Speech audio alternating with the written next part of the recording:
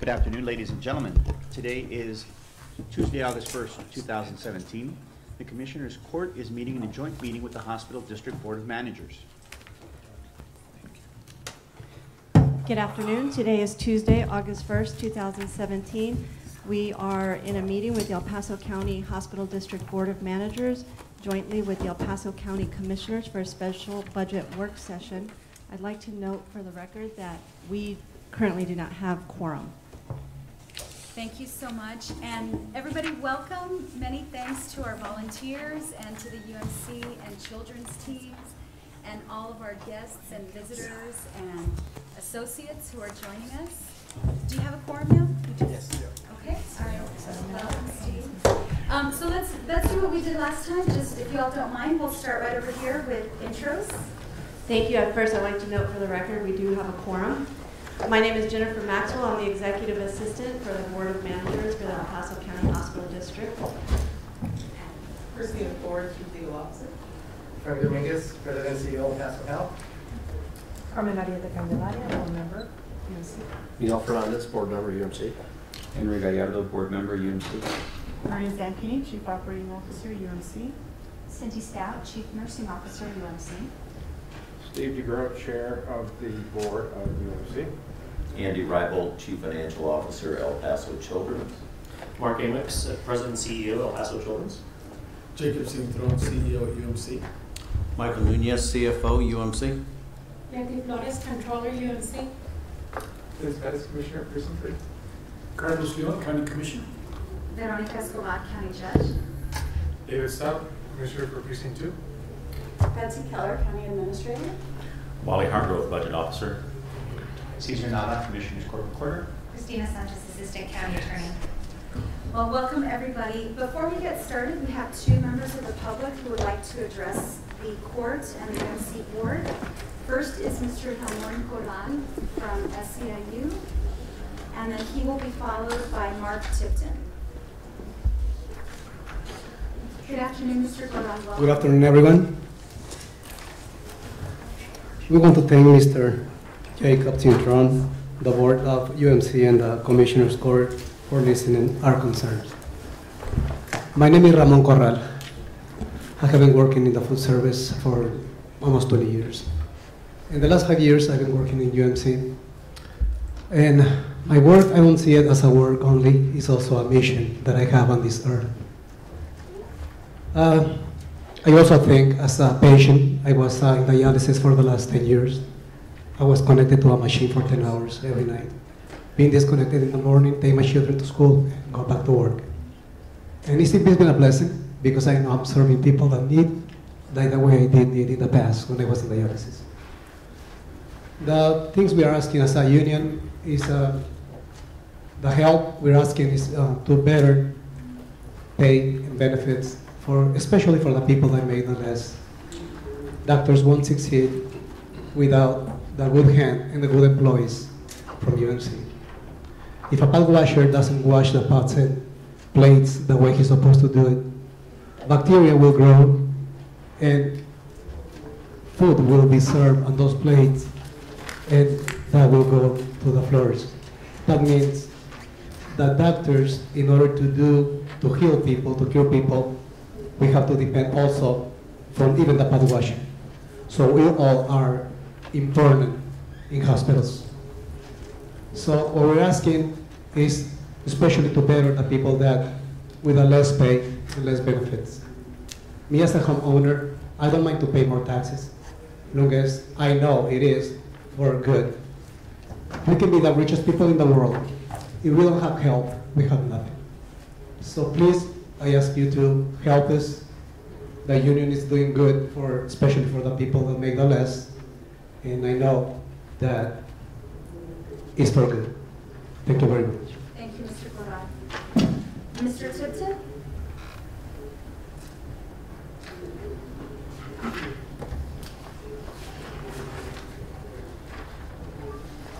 Good afternoon. Welcome. Good afternoon. Thank you. Thank you to everyone that's here. My name is Mark Tipton. I'm here today with my fellow nurses. And if you could talk into the mic, sorry. I'm sorry. I say that as like not speaking to the mic. If you could speak. Thank you. Sorry. My name is Mark Tipton. I'm here today with my fellow nurses who are forming a union with National Nurses Organizing Committee Texas to advocate for our patients' quality of care. Today, we call on the commissioners to vote yes on the proposed tax increase in order to properly fund nurses' proposals of, number one, nurse-to-patient ratios. El Paso's residents deserve the best of care. Studies have shown that when hospitals follow mandatory minimum staffing standards, patients receive better care. The risk of hospital-acquired infections and complications is reduced, and nurses remain working at the bedside. Allowing funds to be prioritized for a well-staffed hospital means that the patients have the highest quality care. So we call on the commissioners to vote yes to nurse-to-patient ratios and lead the way for El Paso. Market-level wage increases. While other area hospitals bargain guaranteed wage increases for their staff, UMC is lagging behind. Guaranteed across-the-board wage increases would help retain and recruit nurses, making sure we have the most experienced nurses taking care of the area's most vulnerable patients. We call on the commissioners to vote yes to nurses and say we value those who take care of us. Consistent shift bonuses. Supplemental nurses or travel nurses cost UMC double that of a regular full-time RN. Allocating funds to prioritize local nurses at the bedside helps give better care for better value. So we call on the commissioners to vote yes to a tax increase to provide long-term employment to local RNs. Access to our union representatives. Nurses want our union representatives to have access to hospital break rooms and meeting space. We need to be able to consult with our union representatives so that we can best advocate for our patients and for our public hospital. Having access to our union representatives in the hospital means that we can work with management in an expeditious manner to resolve workplace issues.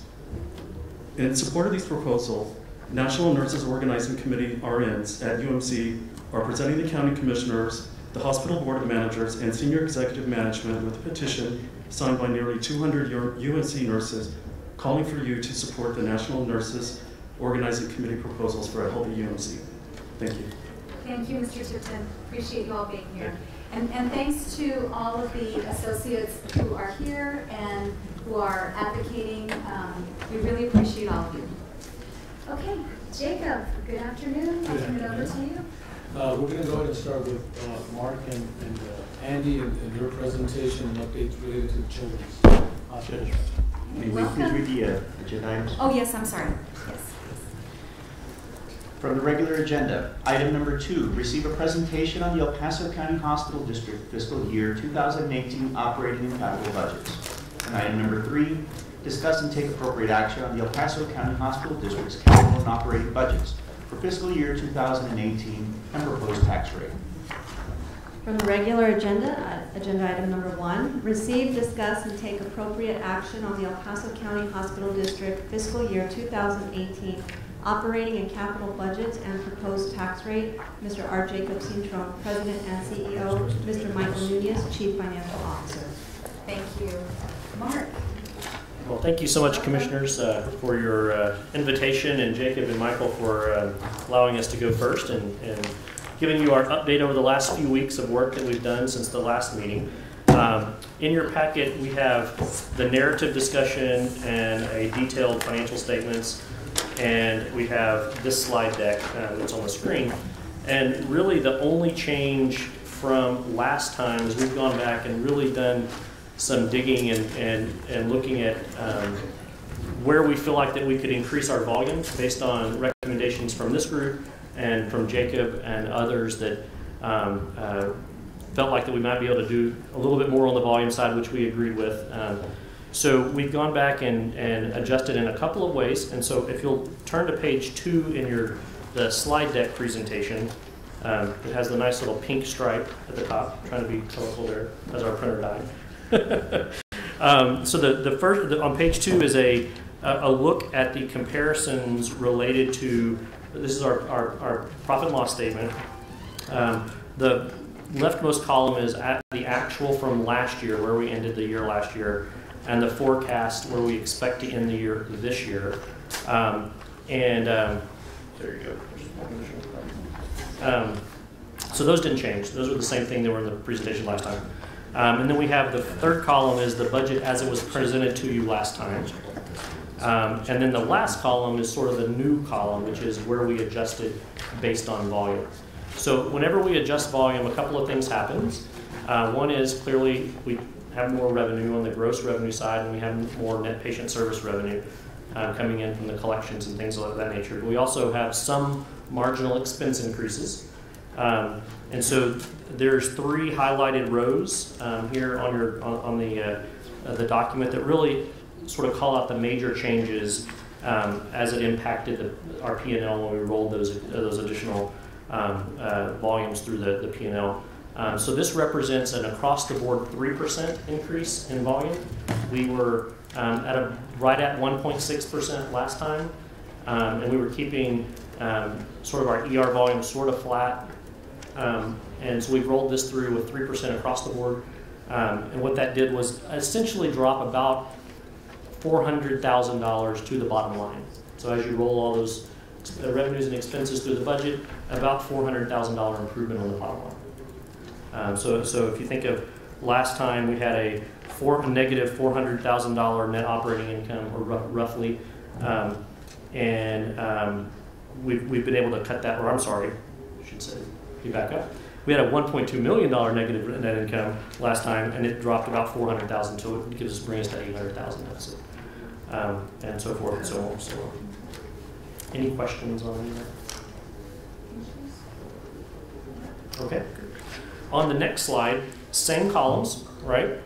So actual, forecast, and then the dotted line that sort of separates the 2 budget presentations. The previous budget as presented in the new budget. Now, as I was looking at this morning, it was probably not the best decision to compare budget to budget on this variance column. But this is the changes from the last budget to the new budget. It's not the total increase from forecast to new budget. It's just what changed between the last 2 columns. So it looks like we're only increasing discharge by 0.5%. Well, that's the change between the 2 budgets. But we did increase the ED visits to be in line with where we're going to end this year. We had a slight decrease. If you look at sort of over time, we had a pretty big dip in our ED visits in 2016.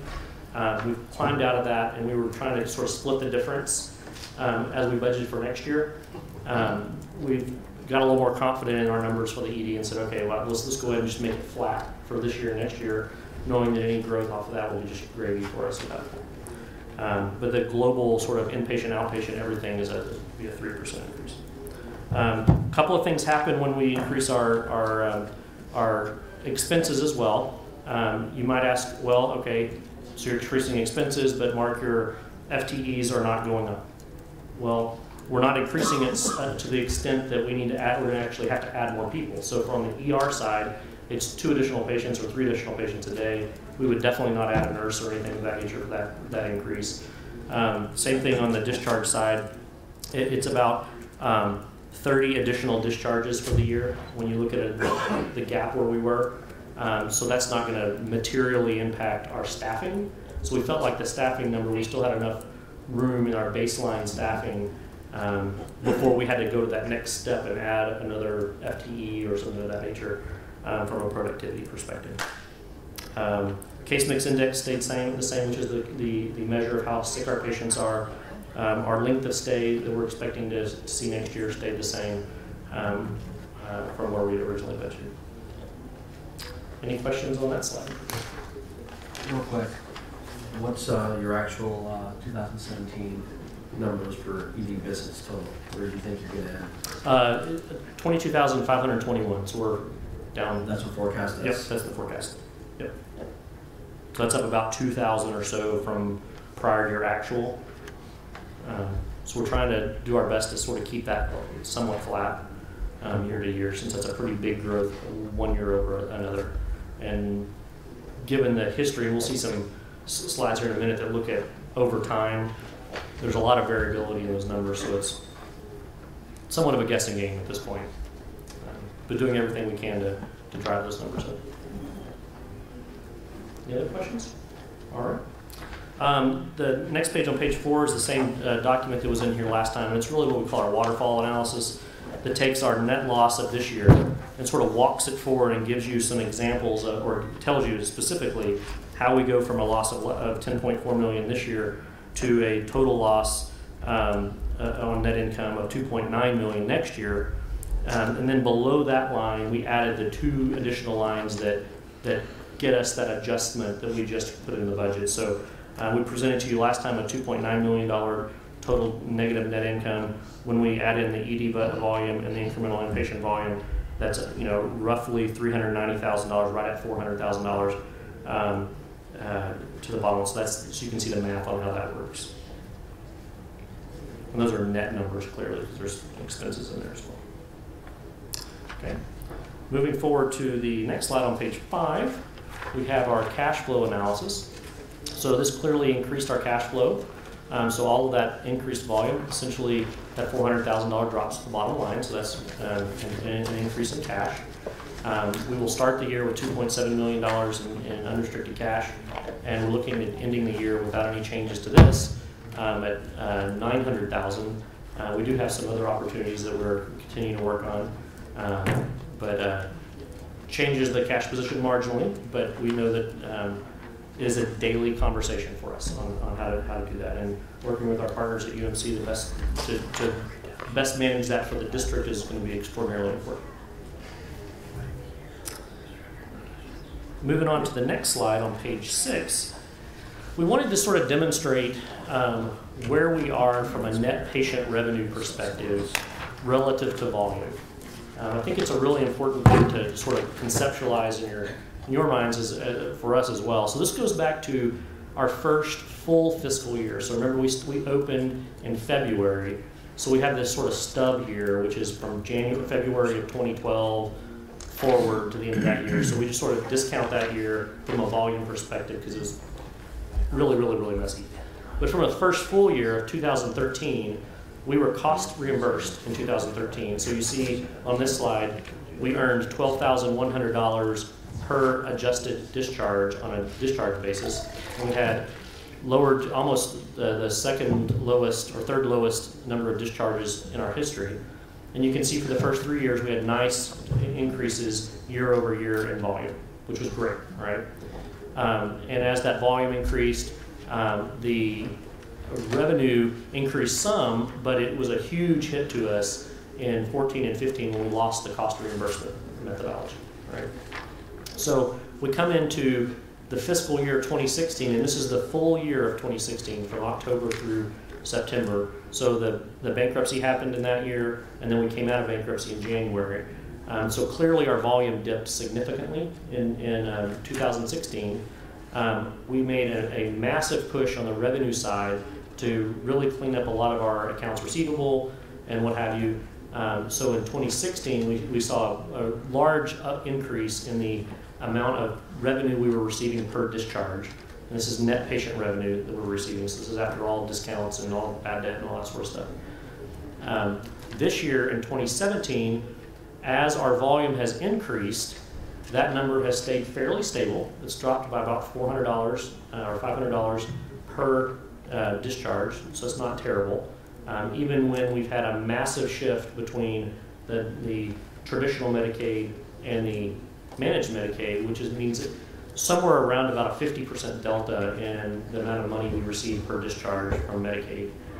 We've still been able to maintain fairly close to where we were last year, and we expect that to continue to be about the same number going forward into next year. So if you look sort of just as across that 3-year period, that number being fairly stable is a good thing, and the fact that it's going up a tiny bit is even a better thing.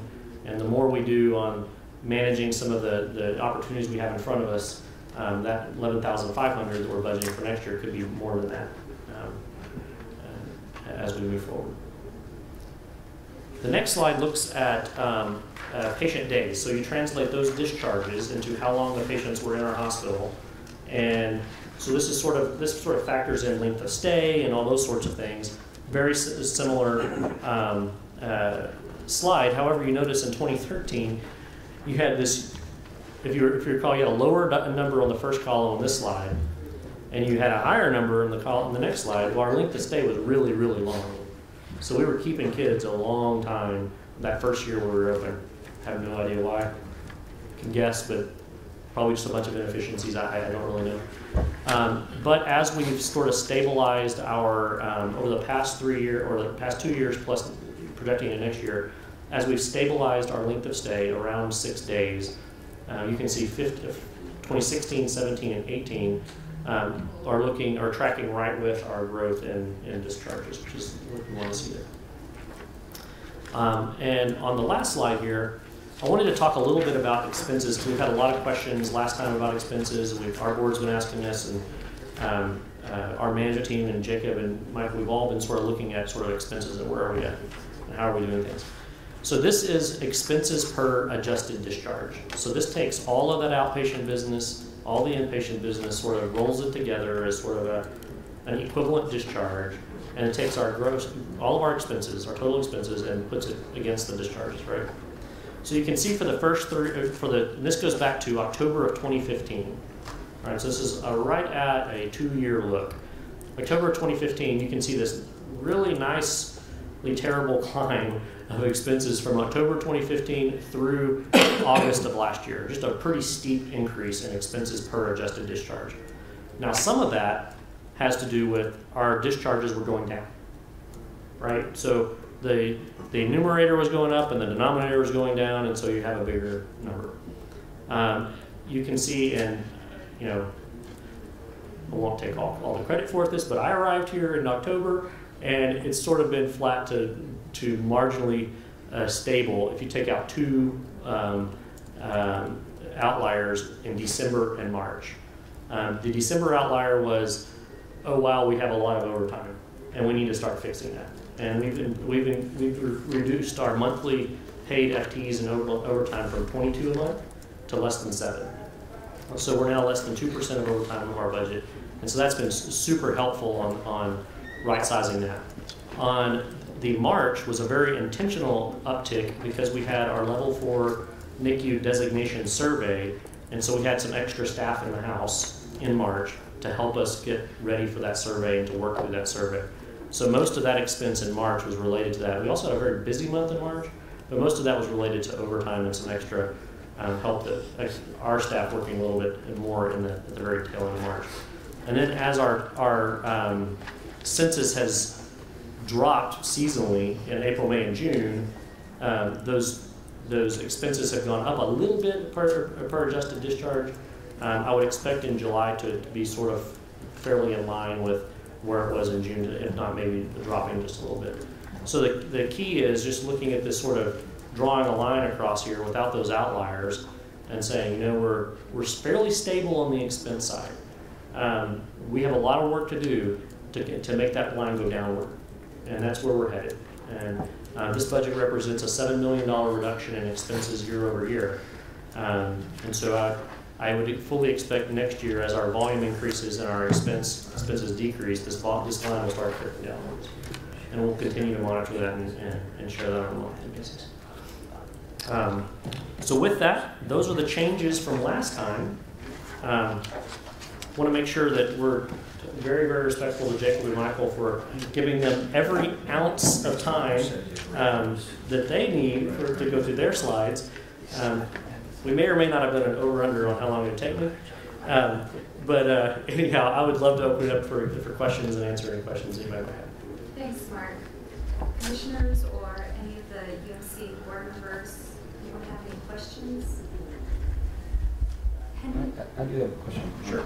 On your allowances and bad debt, can you help me out a little bit in understanding how that goes up and where the creating better collections impacts the bottom line? Yeah, so it's going up relative to the gross charges, right? So it's not going.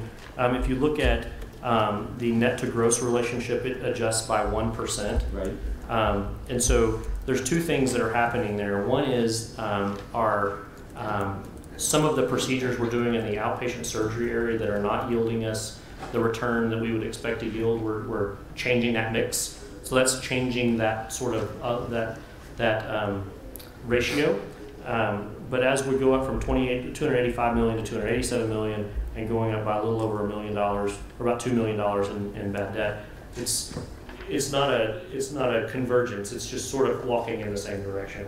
So where do you take into consideration when because my understanding is that the percentage of collections is below what maybe perhaps it could be, right? Oh, sure, sure. And so how do we account for that? Where is it accounted for here? Your intent is to do a better job of collection. Right. So we have not. One of the challenges with the current year's budget was there was some significant savings built into the budget around bad debt reductions, and without specific tactics and known outcomes, what we're trying to present here is a very conservative look, not something that we're going to say this is the only thing we're going to manage to. We think that we can beat this very significantly, but we don't want to go in. We want everybody's eyes to be wide open. That this is sort of if we just run on the same pace we're running right now, this is what it looks like. And we all know that and we just talked about it today, and we'll be talking about it going forward of how we can work better together with UMC to effectuate change in that, right? So didn't want to go into the budget hoping that there would be some outcomes, because some of those processes, especially around bad debt and those sort of things, are a fairly long time horizon to see all the full benefit of that. Usually, as you sort of think about the hospital business, on the expense side, it's very hard to make changes within a 90-day period. And given our payment cycle with payers and things of that nature, that 90 to 45-day period is about the same. And so if that process isn't already in place right now, we don't want to give an overly optimistic, rosy picture of what it would look like. We want everybody to be just eyes wide open that this is sort of, hopefully this is a worst case scenario. Thank you. Other questions? I have a question with regard, Mark. So on page 2 of the slide, you have that EBIDA amount of 1431 in the positive. Is that mostly, I'm not sure if you walk through the information that you provided on slides 5, but is that, would you consider that your operating net, or what are you trying to depict with this number? So if you look at our net operating income as a deficit 873, there's a lot of non-cash expenses in that number. And so what we're doing is we're trying to get back to a sort of cash flow from operations, net of any depreciation or other interest items. Non-cash items? Or? Non-cash items, taking the non-cash items out of that number and kind of getting to what does cash look like? So it's from that EBITDA perspective, we think that that's about $1.4 million. And knowing that on the cash flow statement, you have some debt service that we're paying, and so that's why it gets us in our cash balance at the end of the year down to $1 million. So we're trying to just pull out those non-cash items. So for example, the lease payment on the building, we expense $575,000 a month, and there's 75 of that that's essentially an interest component because of the life of the lease. So that's $900,000 a year or so, around that. I think it's pretty right on that number. And there's some other interest expenses and what have you that are baked into some of these the operating expenses that are non-cash to us. Okay. We'll give Michael and you guys more detail if you need.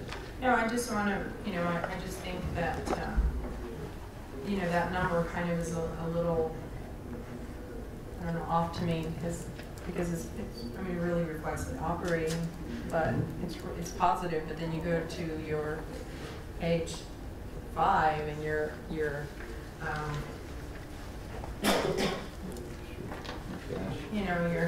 cash is in a negative position, probably primarily because of the debt. Yep. I guess the payments to Texas tax. So I guess we're close to the number. I guess it's still negative though.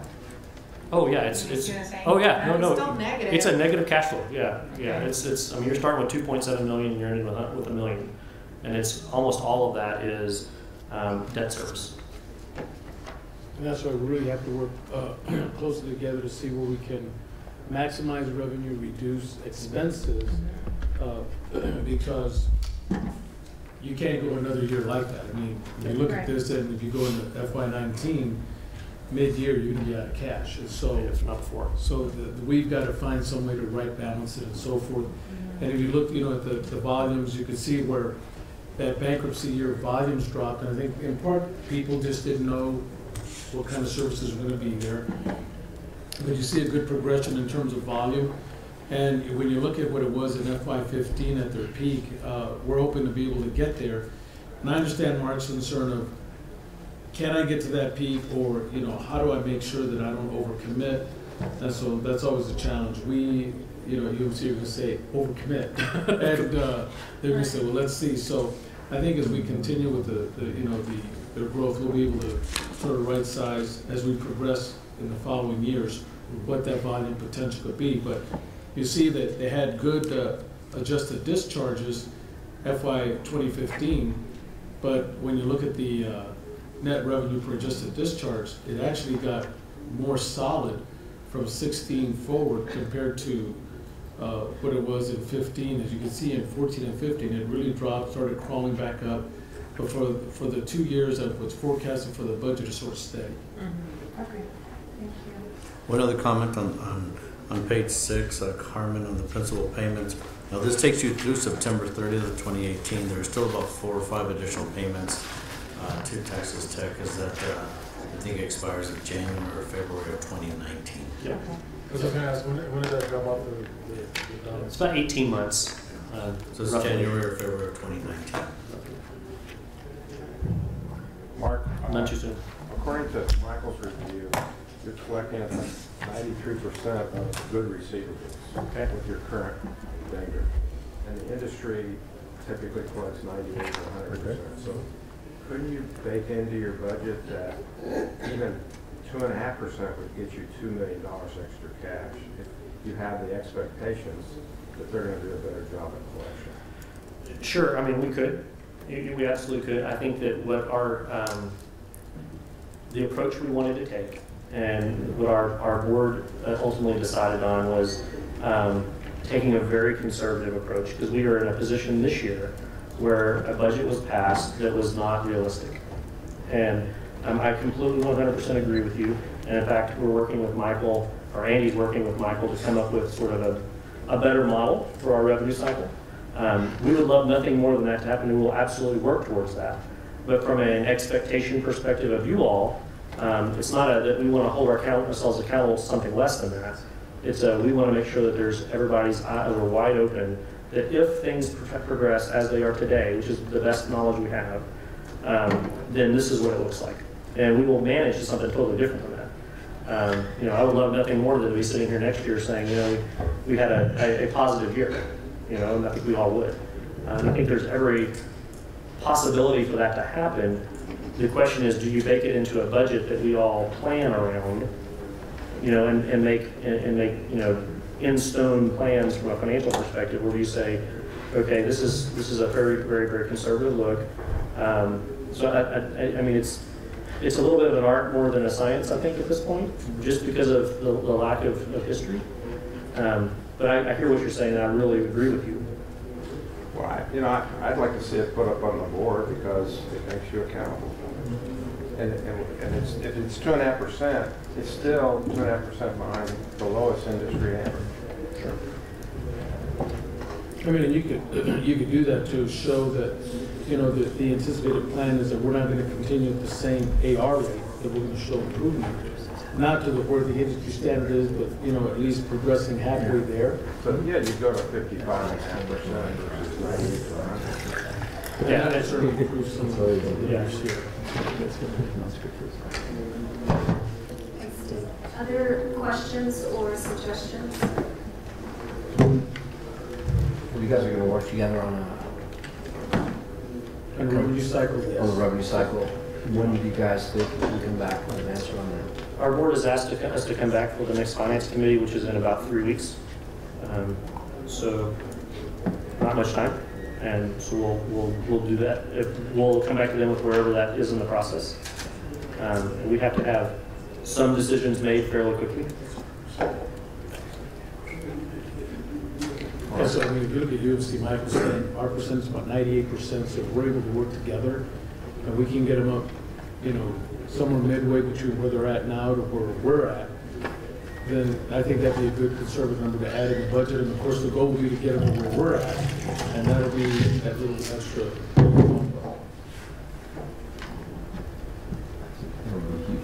That would be great. That would be great. And we'll need to validate that number a little bit. I don't know that 93%, that's not what we see on our numbers. So but regardless. Well, whatever it is. Yeah, regardless, what we'll do is we're working together on a plan for revenue cycle that maximizes the resources on the campus. And that's what we've committed to and what we want to do, and so together. And so we'll do that and see what path that leads us down. And then hopefully then, to put in a number that will show some improvement that we're all comfortable with, and it shows, the gain in the FY18 budget. And Jacob, you'll let us know, so 90 days from now, let us know how that's going. And Sure. what the outcome is. Okay, Great. we will. Commissioner Leon? Yes, Mark, I had a question on your executive summary. You have insurance at $254,000, and the 2018 budget shows $994. Yep. Big increase. Oh, it's huge increase. Yep. So this is a phenomenon of being a baby hospital, right? So when we opened, we had essentially no risk because we had no patients. And so as we went into our general liability and all of our various insurance products that hospitals have to protect yourselves against all the things that are out there in the world, we had a 5-year ramp-up period where the underwriter said over a 5-year period, you're going to continue to become riskier and riskier in terms of medical liability and all those sorts of things. And so we're sort of peaking at that number coming into the next year. So we don't expect it to, this is for the last step in that process. And we revisit that every year. We actually use the same provider that UMC does. And so we've had a fairly well thought out process over the next few years. And in Texas, for not just Texas, across the country, because we treat kids, we're on the hook, if you will, until their age of majority. And so they can come back to us for anything that happens to those kids for a long, long time. And so the riskiness, if you will, of the business is sort of somewhat getting to kids, but it's part of doing business in the hospital world. And we will continue evaluating that every year as we go forward. But it's a great question. Hopefully that stays about that number. Thank you. Okay, any other questions? Okay. All right, thank you. Thank you, Mark. Appreciate it. And I'm so glad to hear about the increase in collaboration that lies ahead for the. We're very excited. I think it's our path forward. Great. Yeah, we all agree. Thank you.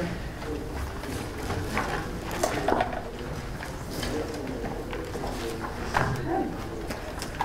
To you.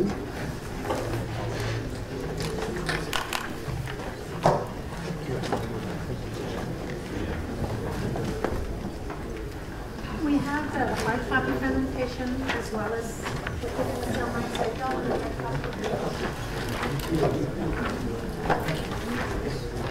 summary. Yep. Okay, I got it. You got it. Yeah. Unless, do you have this?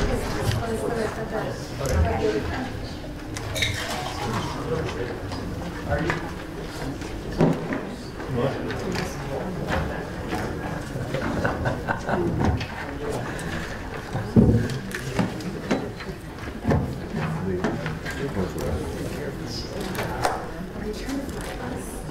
Those that already took gummy bears. She's a gummy bear guy.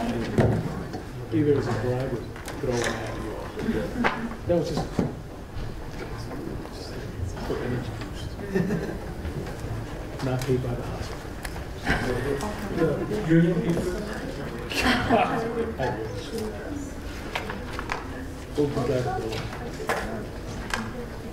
I think there's one more. Do you want this one?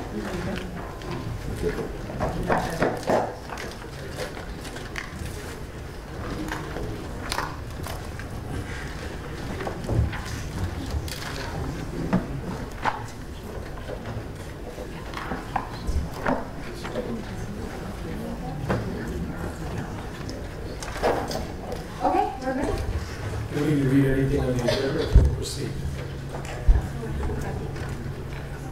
So,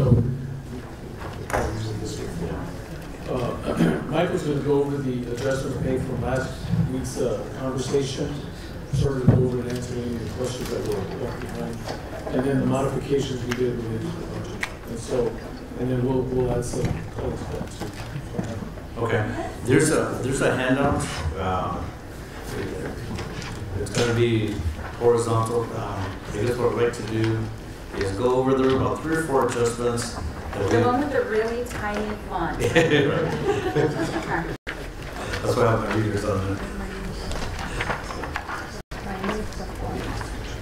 And the way that this is laid out, from left to right, it has historical information from 2015, 2016, and then the 27 budget and projection. And then there's a column that's labeled 2018 as previously reported, and then the adjustments, and then we have a revised 2018.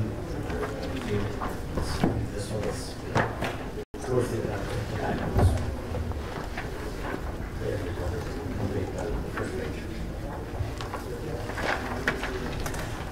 There were, you'll see when you look at the adjustments column on page 1 of this document, we did put an additional $1.5 million of market adjustments into the budget, and that's broken out between $1,275,000 in salaries and wages and about $225,000 in employee benefits for a total cost of $150,000.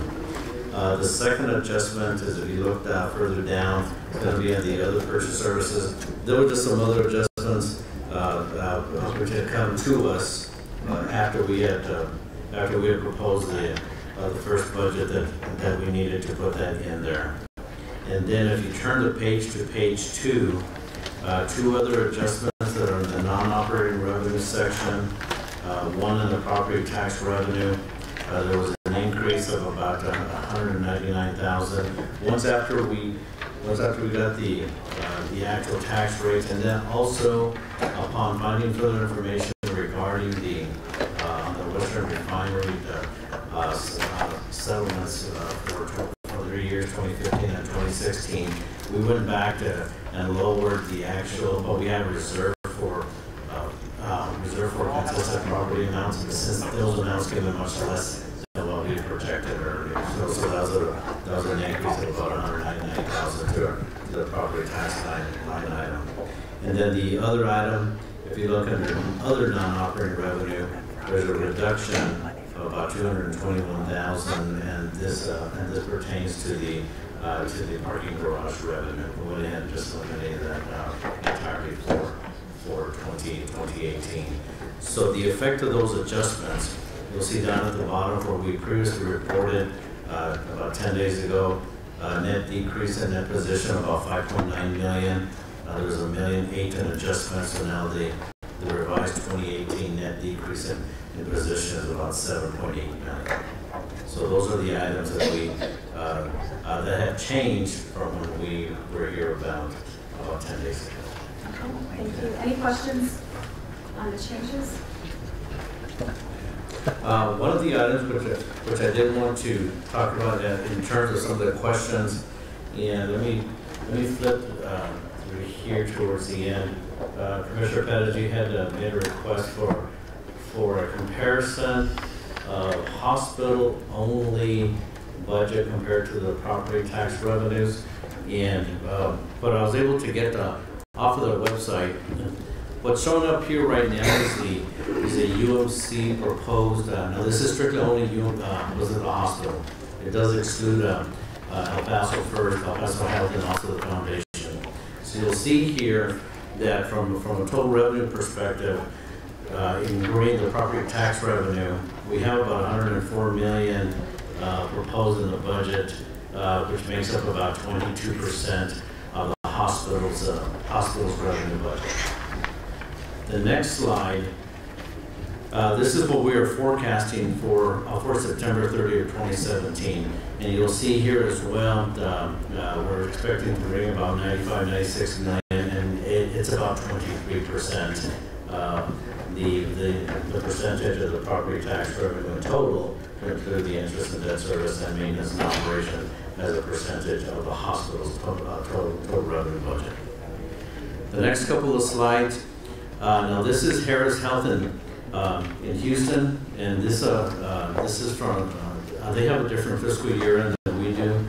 They have a fiscal year end of February, so this is coming off of their February 28th, 2017 audit. You'll see that their property tax revenue as a percentage of their total hospital revenue is about 51%. So that's where it's held in Houston. JPS in Fort Worth, the property tax revenue as a percentage of the total revenue is about 35%, and this is off of their 9/30/2016 audited financial statements. The next slide is going to be Parkland in Dallas, also off of their September 30, 2016 audited financial statements. The property tax revenue percentage is about 32%, and then the other University Health Systems in San Antonio. Now this is off of their September 2015 audit. I did ask them to send me their 9/30/2016. When I went on their website the other night, the latest one that they have shown on the website is 2015. So using 2015 figures, the property tax revenue as a percentage of the hospital budget is about 30%. So those are comparisons, only looking at the hospital, only excluding any foundation revenue, any health plan revenue, comparing to what UMC's property tax revenue as a percentage to total hospital revenue, and then compared to the other four public hospitals. So I wanted to follow up on that question for you, Commissioner Bettis. And so this extracts, so let's say on UMC's, I guess for comparative purposes, the community first.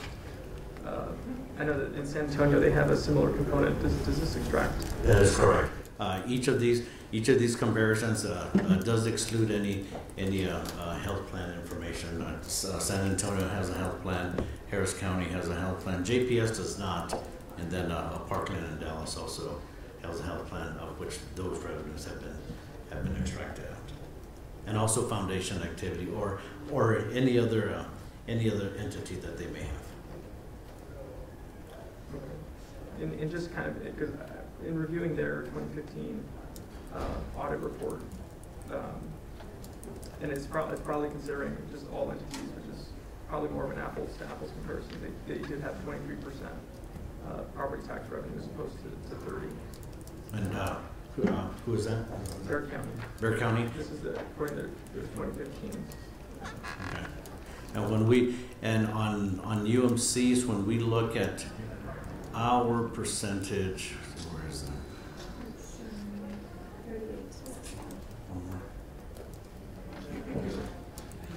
And now here, when you look at UMC's percentage of 13.2, now this includes El Paso First revenue, so that's why when you include El Paso First in the total revenue, that's why this drops to 13.2 down to 13%. But if you exclude the El Paso First total revenues, then our percentage increases from 13 up to about 22-23%. Yeah, but this is for notation. So in the Bear County, the chart that you provided excludes that, though. On the new one, yes, it does it. The one for Bear County. Yes, for Bear County, this one here, yes. It does exclude their health plan revenues. But when you include it, it goes down to 23%. Yes. While ours goes down to 13. And ours goes down to 13, yes.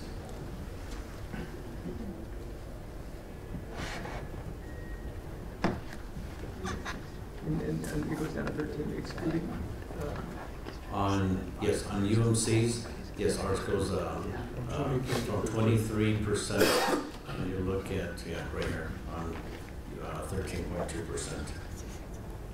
And which revenues does that include?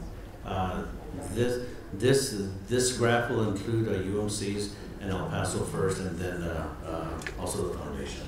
The foundation is relatively small.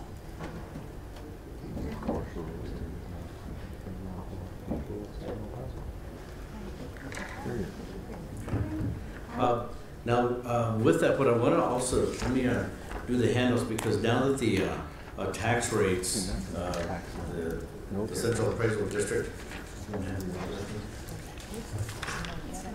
You guys are killing us with paper.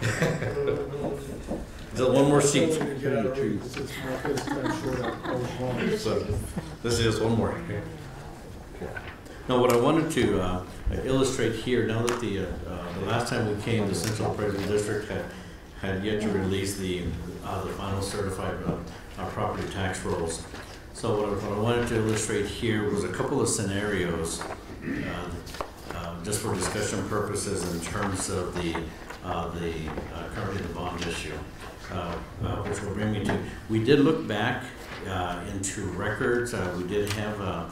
We were able to find boxes in terms of the presentation that was made back in, I think, November of 2004, and there was one slide that did talk about the proposed 2005 bond issue, that the original intent was it to not be part of the interest and debt service component, but there were certain caveats unless if there was not sufficient net revenues in a fiscal year, Medicaid, whether there's going to be cutbacks in Medicaid funding or Medicare funding, then at that time that the bond issue, and on the statement it did contradict itself for those that it said it could and must be then included in the tax levy. So that was going back to the PowerPoint presentation that was back in 2004, and then there were also some newspaper articles, and depending upon how it was interpreted, it did kind of talk about in terms of there's not enough revenues in one year, there's cutbacks in funding, then at that point in time the bond issue then could be tax levied. And upon talking with Paul Braden and also with Chris Channing, they both told me that there's nothing prohibiting in either the language in the original 2005 language or the 2013 refunding language that would prohibit this from being included in the INS component. Okay, great. Michael, thank you for looking into that. So what I have here, looking at we have here fiscal 2017, where we're looking at the total taxable value of about 40.7 billion. And then we look at the total tax rate, the current tax rate of 23.4 cents, which generates about 95.4 million. So that's what we're estimating in 2017. Now in 2018, I have on here 3 scenarios, and there probably could be more scenarios, but here are the ones which I wanted to list out. First off, I have listed here what the current rollback tax rate is, which is about 26.7 cents. The effective tax rate currently computed is about 23.6 cents.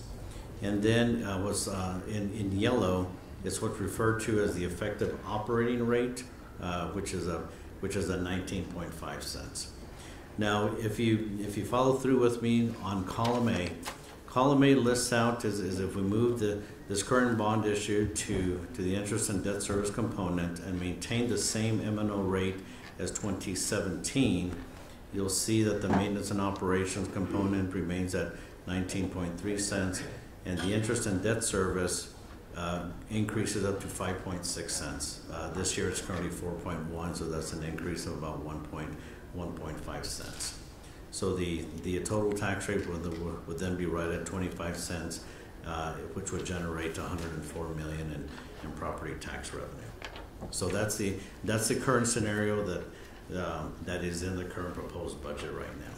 Okay. In column B is another option of where we move the bond to the interest and debt service component, but we lower the M&O rate to equal the overall effective rate, and here the effective tax rate of 23.6 cents, because that's what the effective tax rate is right now going to be for 2018.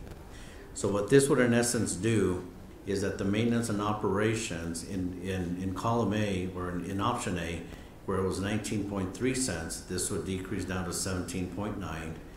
We leave the interest and debt service component the same at 5.6 cents, and the overall tax rate then is 23.6 cents which equals the overall effective tax rate of 23.6 cents. This would have an impact of decreasing the proposed property tax revenue by about 5.6 million, as the property tax revenue calculations will be about 98.5 million. Any questions on scenario B? Then scenario C is leaving the bond currently as is, where we are right now in 2017, and just simply increasing or simply going to the effective tax rate of 23.6 cents. This is if we were not contemplating moving it to the INS component. You'll see that the maintenance and operations component would be would increase from where we are right now at 19.3 cents up to 19.7, and then the interest and debt service would actually decrease. Currently it's 4.1 cents, and it would decrease to 3.9, and that decrease is due to the refunding that did take place this past year, where we're saving about 1.5 cents based upon the refunding. So the total tax rate would then remain still at the effective tax rate of 236,681, which is the same thing as option B. It's just the components of option B and option C are different in terms of where is it? Is it in the INS side or is it on the M&O side? So these are a couple scenarios that I wanted to bring out just for illustrative purposes in terms of the differences in terms of how we treat that particular bond issue. So with that, I just want to see whether there's any questions on that. What does it look if there's an option D where you move the bond to the INS and you still increase the amount? That's option A. That's option A? Yeah, that's option A where? No, you say increase M&O. Yeah, you increase the M&O because the option. Oh, okay. Yeah. Well, okay. So I guess that's another one we can calculate. Yeah, I was trying to think about how many scenarios we could look at this. Yes, sir. Option A is going to the rollback rate, correct? Option A, no. The rollback rate is the 26.7. So no, this would be right. In total, 25. Okay, good. Would be around 25. All right.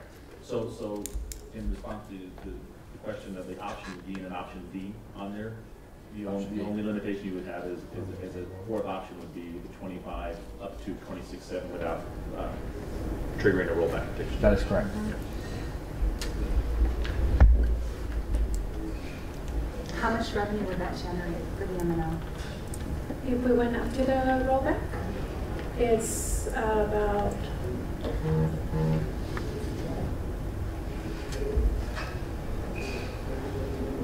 another 6 million. If we went up to the rollback. Additional, right? How much money? Another additional 6 6 million. million. Yeah, that sounds about right. Which would get us to zero, but the more or less, as opposed to the 6 million we're showing as a reduction in that position.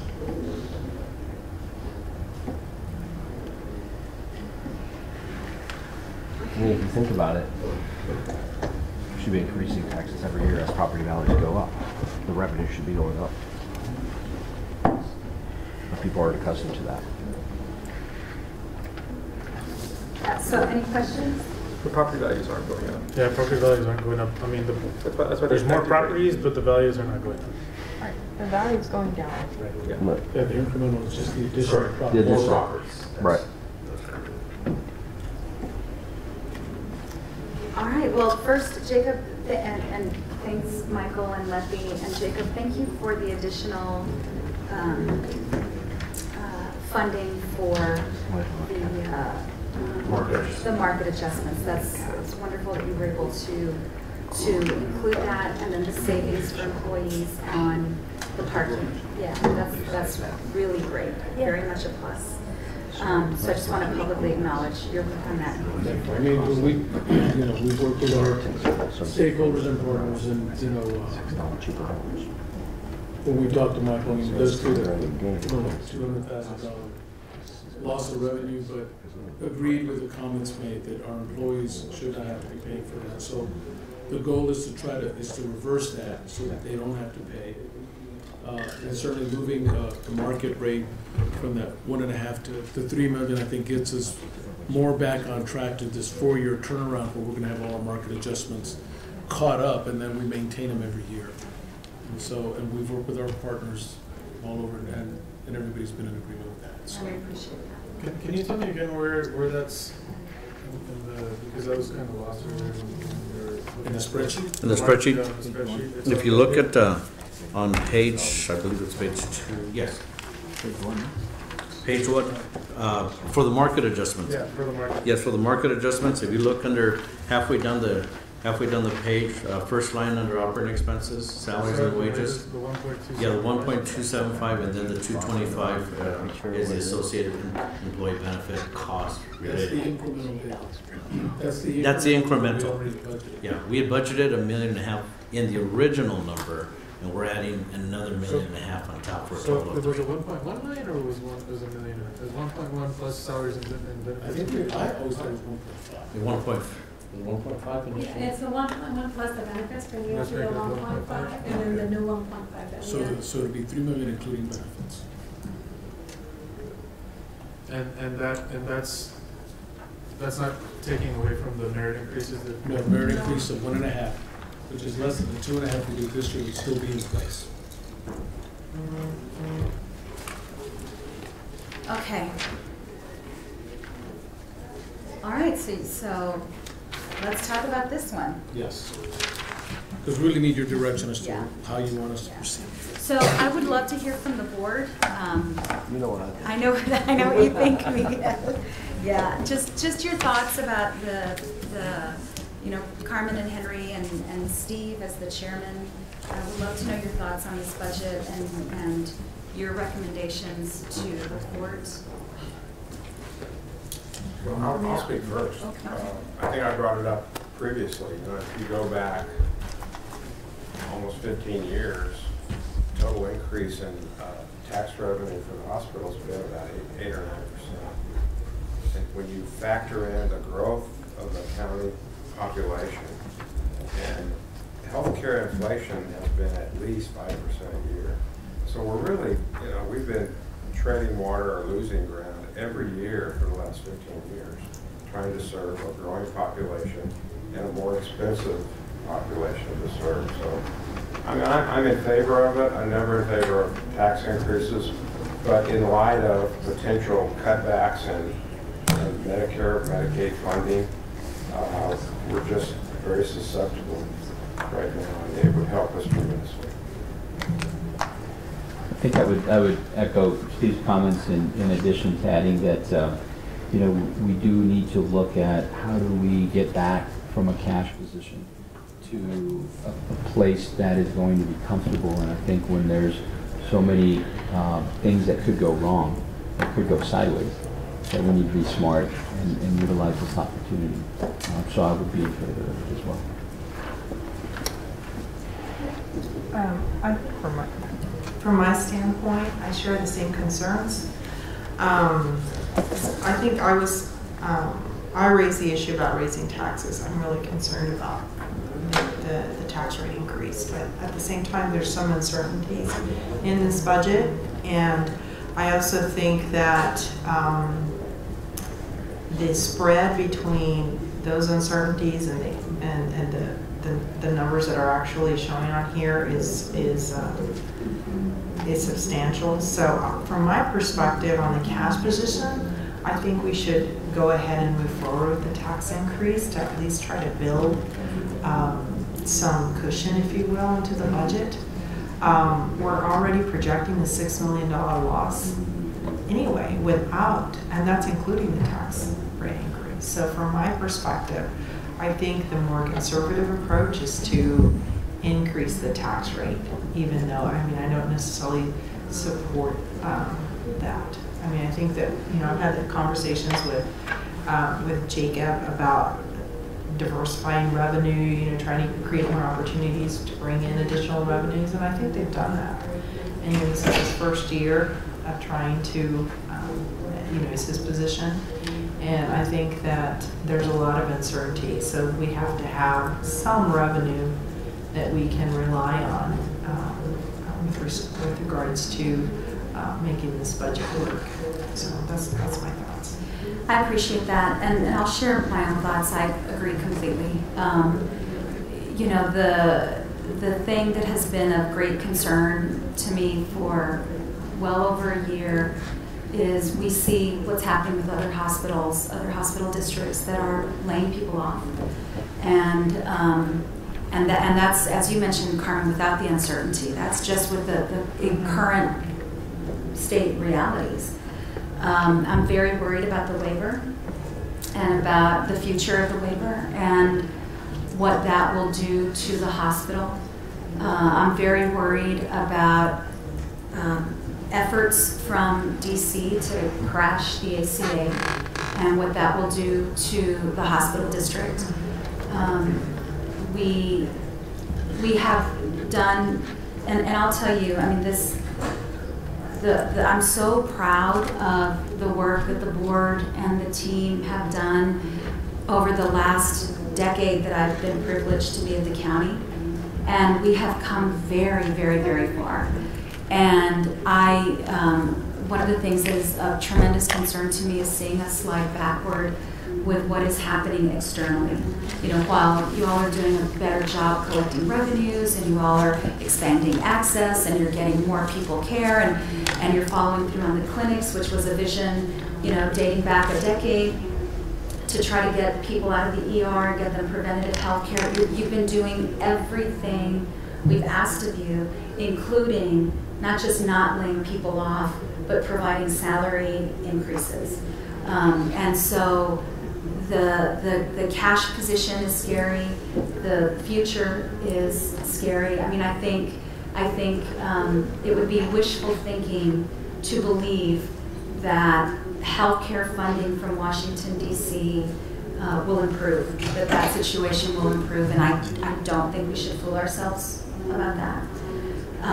And finally, I agree with Commissioner Bettis on the effort to move the debt to the INS side, since it's been okayed by bond counsel, but I think it would be completely irresponsible of us to take from the M&O and make you live at that M&O after we directed you to look at shifting that balance. Then all of a sudden your M&O rate, which, as I've said before, those are tough votes, because, you know, to get the M&O rate where it's been to today, those were tax increases. I've been here for that. It's never unanimous, and it's never easy, and it's never without consequence. But to then take that, the tough votes and the courageous positions of prior boards of managers and prior commissioners' courts would be wholly irresponsible, I think. If I may, Judge, one of the other things too that was mentioned in the last time was the rating agency scores. And we didn't necessarily talk about that, and I forgot to mention that, but that's also a great concern to me, because you know, as I know very well, that they're looking at cash as one of the primary factors that they look at in a stable balance sheet. And so anytime you go through the rating agencies, I think this year we got a downward tick. Yeah, on Standard & Poor's we did go down to A- negative outlook, and on Fitch we maintained. We kept a AA- and we went from a negative outlook to stable, and then Moody's. This was the first time that we went with Moody's. Yeah, but I think in the S&P, to me, is significant because they put us at a negative outlook, in part because of the children's also. So There I are three think factors. The unknowns with the Affordable Care Act, yes, which sort of is beyond everyone's control. Second was our cash reserve, and you know what would have been depleted because of the children's bankruptcy. And then third, the stability of children's. It was a wait and see. Could we really stabilize it? right. So that has me worried. So anytime we want to go out for debt or to refinance, we got to go back out to the market. They got to go back out and firm the debt every year. So we're going to have financials that are going to come out and you know, show that you know, we have one of our subsidiaries, if you will, is taking a $10 million hit this year. Plus, I don't know necessarily where we're going to end up the year. So this could be a material issue, and so that's another reason why I feel that, despite the fact that I wouldn't want to do it, I think that that's a big issue for us on the debt side. Thank you, Fran. I would just, to assure the commissioners that our behind the scene themes are reduce debt, increase our cash position, increase and improve access regardless of their ability to pay for our county citizens, and increase the quality. And I think the mayor's been very good at focusing on those points. And I agree. We've had conversations about this, Steve, about quality, about access. That's why I say we've increased the demands and the expectations, and that's why I support increasing the support. Well, I appreciate it, and you're right. The last 6 years have been great. That was without me. Great commissioners, great judge, great boards that all pushed for making the services offered, as comparable as what someone would get in a private setting. I think really for us, we had to absorb about a $16 million expense transfer that we were able to reduce with the hard work on the finance side to about a $6 million overall.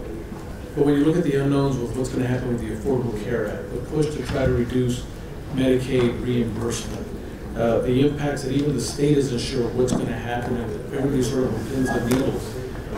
You're right. We don't want to come in and then start pulling back or retreating all the fine things we've done. Our community deserves better than that. And when I look at the services that are being offered, the potential of additional better services that we offer, I would hate for us to have to take a stand back. And I agree. I mean, we have worked really hard in terms of improving our productivity and reducing expenses, looking for the revenue streams. At the same time, I acknowledge that we've got a great team, both our medical staff at Tech, our private doctors that we employ, our healthcare providers, some sitting behind me. Our responsibility is to look after them. We hold them to a higher task in terms of great quality care, great patient experience. And so, looking at things like the market adjustments is very important to us because we certainly want to be competitive. We don't want to lose the best of the best because you're going somewhere else. I agree, and we still have a long way to go in terms of the market adjustments for the associates, the staff, the nurses who are taking care of our community. And you're not going to get there if we don't give you the tools to get there. No, I appreciate that, your support. Commissioners, your thoughts, questions? We need to provide guidance. Can you walk us through, Michael, the calendar? When do you need to post on our Monday agenda? Yes, this past Monday was just the introduction of the rates. Now I got normally anytime between now and where we intend to go with the tax rate, we did have a here's August 22nd to present the tax rate on Monday, August 22nd to the board, and then from there on it would just simply be until the UMC board manager's approval on Tuesday, September the 12th, and then coming back to the Commissioners Court on either Monday, September 18th, or Monday, September 25th. Now, if I may ask Wally and Andy here, if we were to continue going down option A, given that I don't know whether this was actually required, with the public tax hearings, is that we're staying below the effective operating rate. It's the combined tax rate. Okay. So the public hearing, if you exceed the calculated effective tax rate, then that's required. So then in that case, then we do need to plan for the two public hearings. So then those would have to occur sometime between August 22nd and also September 12th. So we could possibly do one like the third week and the third or fourth week in August, and then also have the second one the first week in September. And I can look at our previous calendar dates to see as to how we got this in.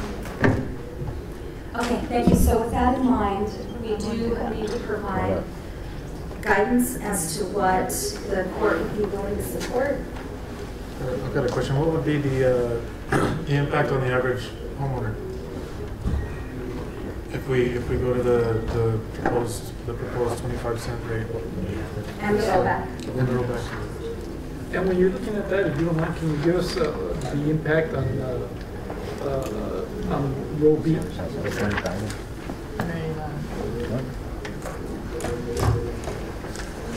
See how good these guys are cracking out. Calculators upside down, looking that won't be. No problem. So I'm doing it all up here. That's not just making you give me a hard time. No, the impact that we're proposing up to the 25.132 rate, our average dwelling is 123,853. So I believe that would be about a $20 increase if we went from the current rate. Per year? Annually. Annually. That's for option A. So you said that a $20 increase on $120,000. 123,853 is our average tax value. Yes. But if I may, to Miguel's point, so the effective operating rate actually went up. So that's why I asked you last time to look into that, and so our tax values basically went down. So our effective operating rate went up.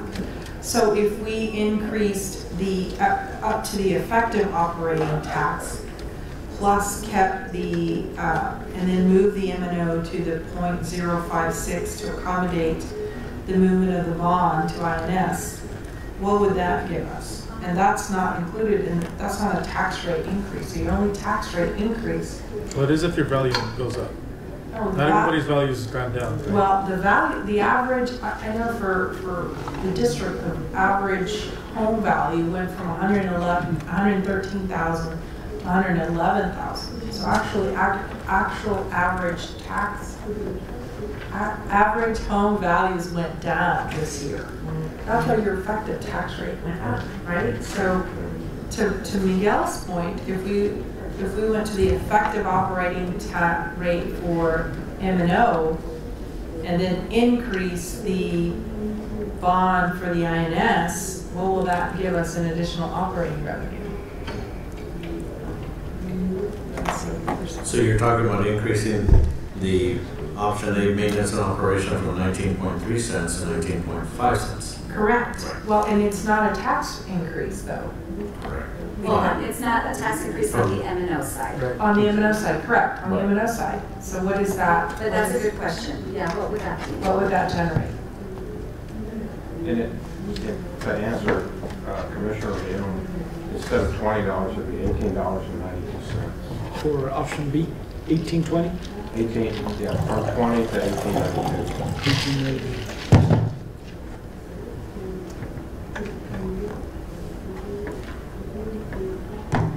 That average home value is different for this for the county. I think you said 123? 123. The only difference we have is the homestead exemption. Okay. We tax the same properties. Only our taxpayers get a homestead exemption. Okay.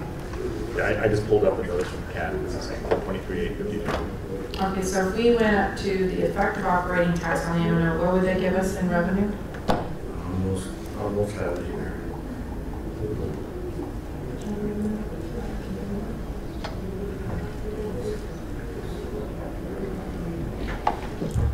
And to that point, to add, I mean, the court has historically, on the county side, I'd say that we even go below the effective, where we've kept our tax rate flat for the last 2 fiscal years.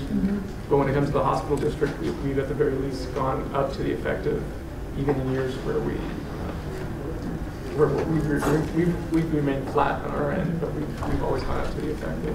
Right, well, but typically we've been in years where that effective tax rate is below our current rate. Right. So we've been able to. Except for the last couple. Except for the last couple. Going to the effective operating rate would generate probably an additional 700,000. So we're going from from 104.1 million to 104.8. And Michael, going to the rollback, the impact on the average home or living? That was that number she gave. Miguel's option D. That was a Option six. Miguel. Option D. I actually like that option. I mean, it gives you another 700,000. It's not tax increase. I mean, And I guess it seemed that this has kind of been one issue, is that in actuality, the certified values, the effective tax rate is based on the certified values as of July 25th. But you know, it's always, the certified values tend to come in a little bit higher as the year goes on. it depends on, you know, I've seen some years where the certified value of the certified levy is below the actually use levy. $41. Yes, 41. You lose levy. From year to year. In some years.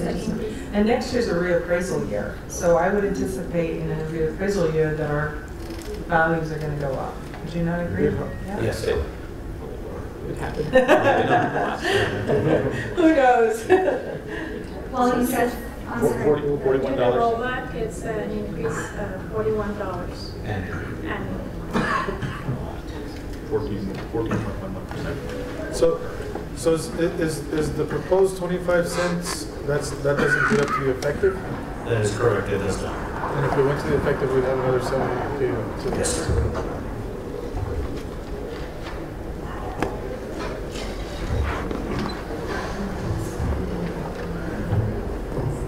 You know, Steve, the difference between A and B, as far as a homeowner, from $18.92 to $20, but a huge impact on your budget.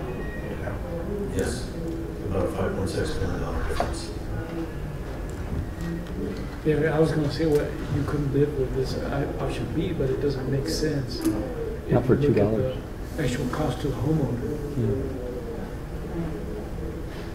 And going to the effective, how much more would that increase the annual? On the M&O side? Well, so we're saying $20 if we increase it to the proposed. We're saying 41 if we increase it to the rollback. How much would the average property owner be paying extra? If it's it's 700K more, right? So yes. I mean, it would be minimal. I mean, that's 700,000 divided by $125,000. Yes, about another $5. So maybe $25. Yeah. To do the option Carmen? To go to the effective operating rate. Option Miguel. I think I finally got what he was trying to tell me. Option Miguel Light. $21. What's that? $21.66. By the way, I rent. It's $21 versus $20. Nice. Yes, thank you. About a $2 difference. So the true tax increase would be on the, if you went through the effective tax rate calculation, would be only on the INS side. Right.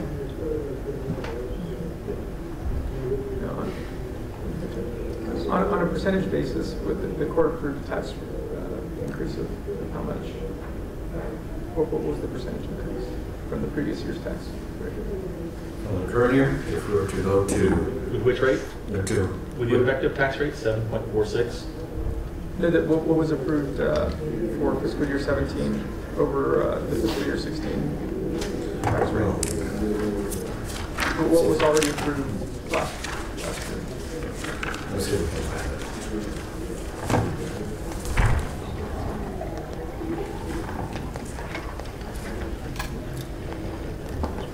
We're like 21 cents. So your question is, what is the percentage increase last year to the effective? Is that your question? Or to the previous year. I guess what was the actual tax increase itself, and then the percentage? That was about 6.2% increase. In 2016, we were at 22 cents, at 220,682, and then we went to 234,456. So that is about a 6.2%. And then option A represents how much of a percentage increase from the current year's. Option A going with a 25-cent tax rate? Yes. Yes. 6.69, 1942 a year. 6.69? 6.69%, $19.42. That's with the effective included? That's with the rate at the bottom of option A, 0.250132. And let's do B and C and D. Okay. D is going to be 7.4%, going from where we are right now to 25.1 cents. Okay. That's say that one again, Mike. 7.4% increase. If we went from currently right now at our 234 up to the 251, which would include the effective operating rate, which is option D, which is not. But yeah, you just gave option D. 7.4. 7.4. Option D. Option B at 0.236681 is a 2.76% increase. I got 0.9%. On which option? Going from I'm sorry, 2017 to 2.95. option B is 9 tenths of 1%. Correct, 9.5. $2.76. Okay. And then C? Same. Same. Oh, yeah, same. Okay. Okay. All right. Commissioners, your thoughts on options?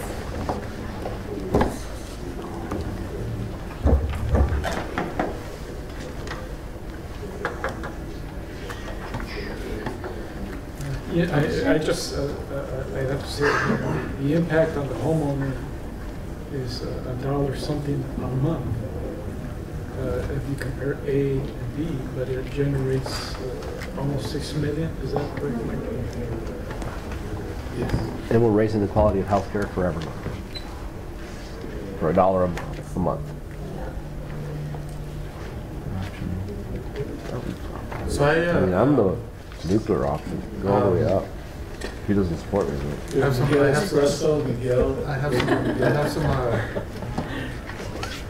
permission to speak freely. some heartache. Wanting to raise the rates,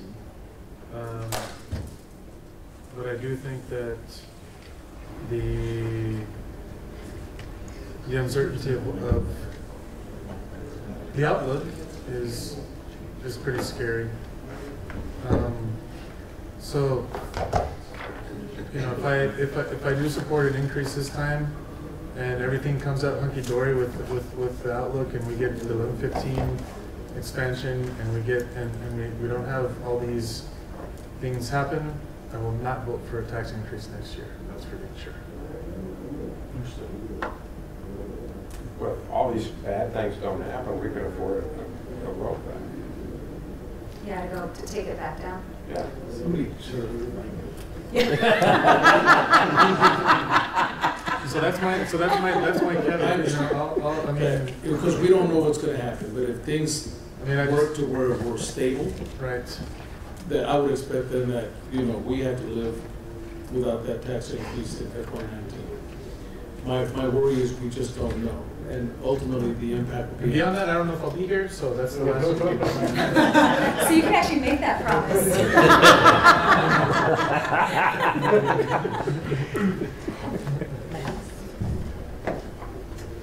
So that's what can you support? I would even support going to the effective because it's such a small, it's such a small amount to go up. I mean, if we're gonna go up to the 25, we might as well, if we're gonna go up to $20 per resident, we might as well go to 21 and have that extra padding. And then if we don't need that padding next year, then we give it back. I think the likelihood of a Trump administration, well, never mind. Commissioner? Don't go there, yeah. I just have a question in lieu of Commissioner Stott's comments. I was under the impression that the rollback would be a tax increase to the homeowner of $41. Yeah, that's the rollback, but I'm talking about the difference between going to the proposed, what they have proposed at 25 cents, up to the effective, which will generate another. With the effective operating rate. Yeah. Yes. Which is the difference between 25.0 or 25.1? 25.1. Yes. Right. So the cost to the homeowner is what? $21. It's $1 extra per year for that extra $700,000 to the bottom line. And it makes sense to us here, but then you look at the taxpayer and everything they're faced with, that we're faced with the school districts going up. I'm in favor of option A. Which is to the effective rate or to the? Seems kind of what the roll. 25. No, the 25. Option A looks good. Not the 25. The $20 a year? Commissioner Thomas? I mean, I've made it pretty clear regarding the swap of the INS. I mean, I think at least that the swap is very critical because it's going to continue to be a drain on your resources, and I think having that on the M&O side is going to make it tricky every year to ask for tax increases in the future on the M&O side. So it's just I really do feel that at the very least that needs to be taken into INS. It really should have never been part of M&O. As it pertains to the M&O, I mean, I'm willing to consider, a partial increase. I don't think probably of what's being proposed under the budget, but I am willing to consider a slight increase to the M&O because I think when you look at the cumulative percentages, so you said that last year was 6.69. This year could be as high as 7%. I mean, you're looking at 14% over 2 years. There's a lot of questions in the community regarding the arrangement with Children's Hospital, and it is UMC or is the arrangement that we've come out of emerging for bankruptcy. I mean, have we acknowledged that Children's Hospital is going to have to be subsidized? Because with this going at this level, these increases, that's what the community I think is going to ask is now UMC essentially. And if that's the case, and if that's the situation that we find ourselves in, I think that needs to be made clear, as opposed to these increases to UMC side, but we really haven't acknowledged that this is going to be a perpetual thing because now we're looking at year 2 of the tax. Well, I mean, and that's one of the reasons why we want to make sure that if Children's and UMC has done all that it can, what is the steady state today? Or what would it be next year? Because, so for example, you may find next year the steady state is running at a little bit of a certain loss, or whatever that number is we're convinced we've done all we could to maximize revenues and decrease expenses. That is the true up number of what we recovered. The goal is obviously to get more private pediatricians to support the hospital.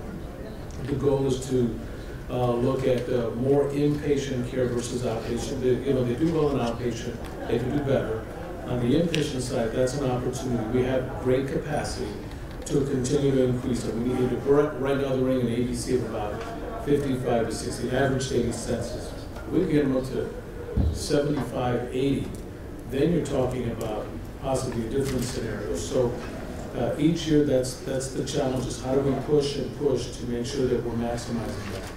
On the, on the issue related to, our budget, I mean, we had roughly about $16 million in expense transferred to us from our collaborative with a week's notice. $16 million. That's, and we got that down by reducing our capital budget and looking at what could be covered by uncompensated care, so we got it down to $10 million.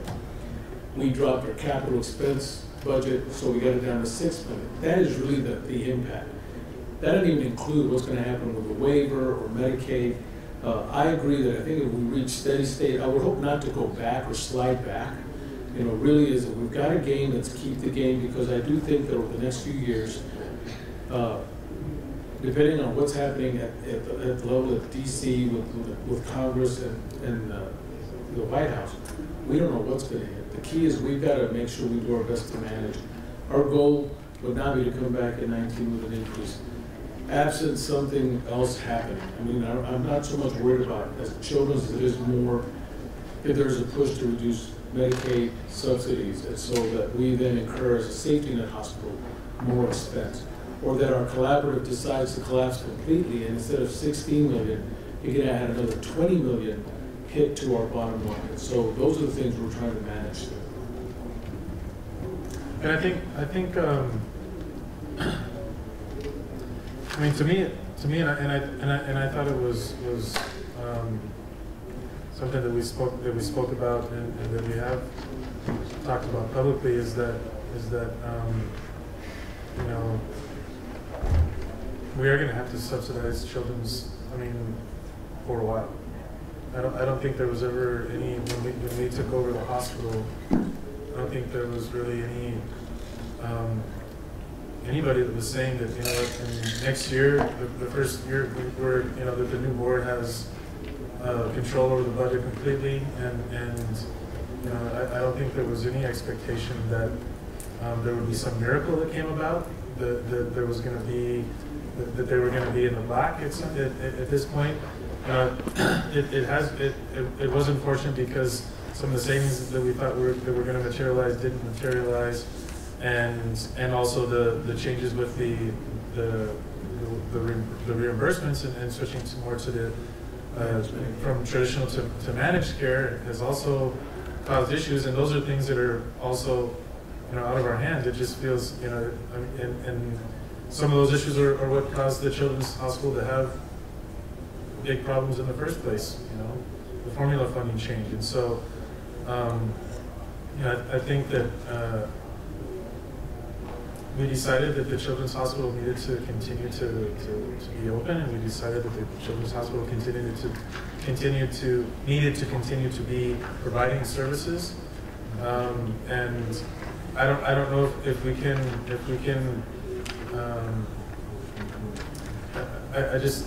the reason why our cash levels are so low is partly because of the money that we had to pay out of the for the bankruptcy. And so we, you know, I feel that, you know, we're not at you know, a point where we can stop, you know, helping, and I do think that we need to replenish a little further those cash reserves because of the uncertainty. If you know, if we knew what was going on, I mean, this would be a completely different conversation, right? But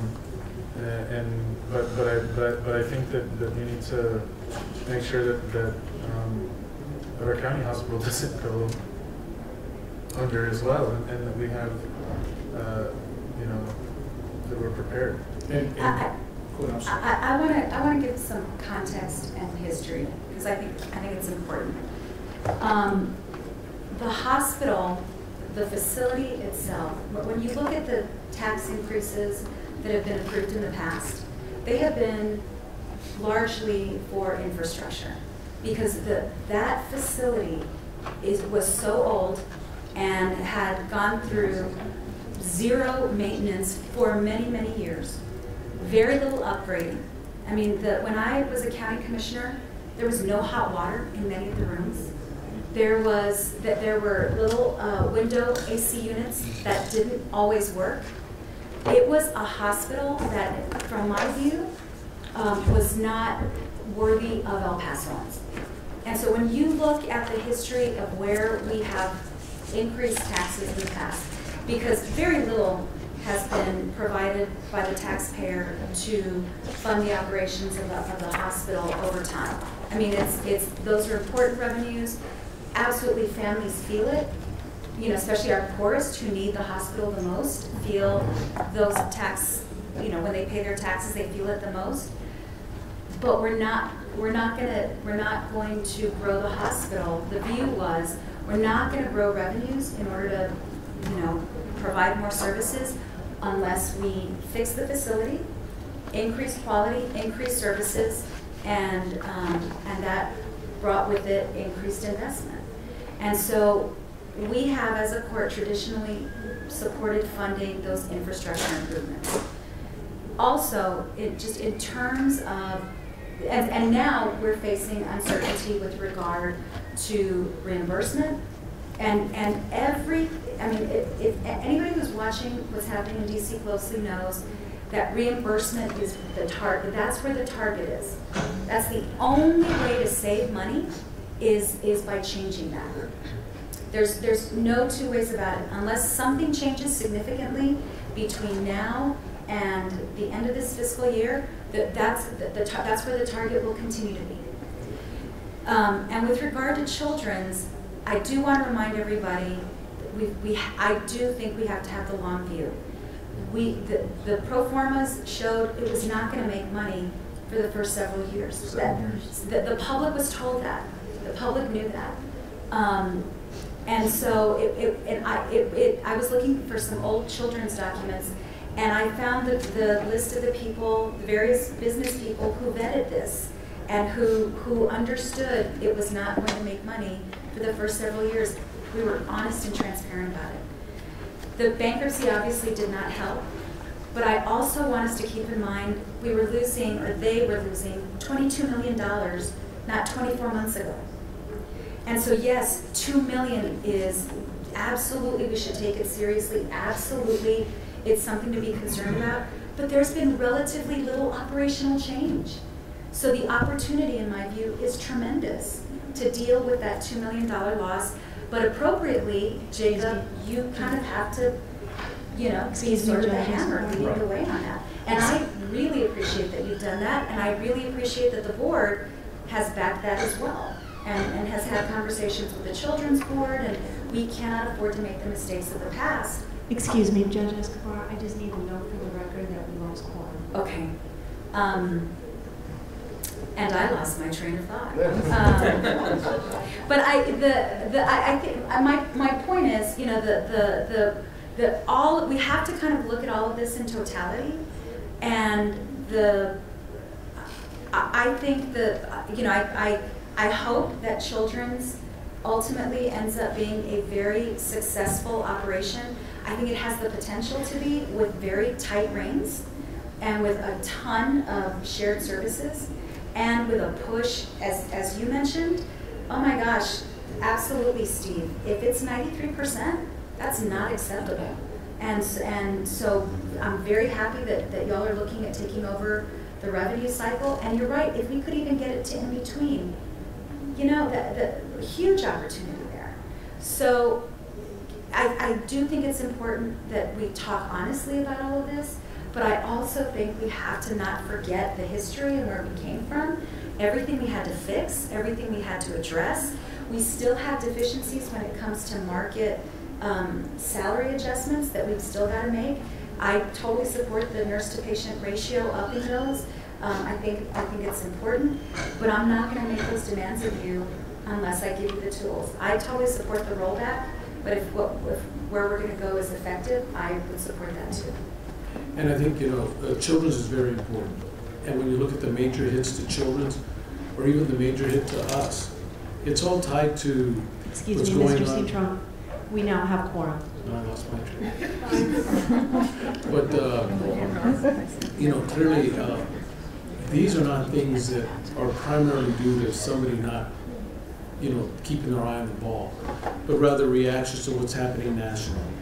And so, I had heard that it was a 7-year projection of it not making money. It just came out of bankruptcy. It's not even a year out of bankruptcy. We've got a new CEO there. You've got a new CEO here. We've got great teams. From children's standpoint, quality is amazing. The service is amazing. The stories, the impact is amazing. And it's something that we can continue to grow on. We've made the investment on the capital side, and it's really the operational side.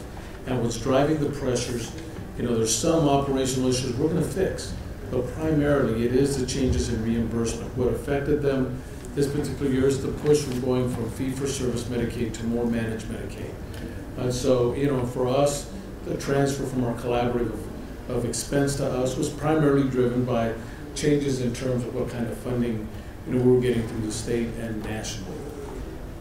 That doesn't diminish our mission, it doesn't diminish our obligation to our community. So, you know, we're fully on board to do the best we can. It doesn't mean we're gonna continue to give up on, we're not gonna manage our productivity tighter or our expenses tighter. All that is still part of our job, and we're gonna continue that. For us to, you know, proceed to the next level, we really would like to go either with option A or maybe getting to the effective rate, which is, I guess, an option D.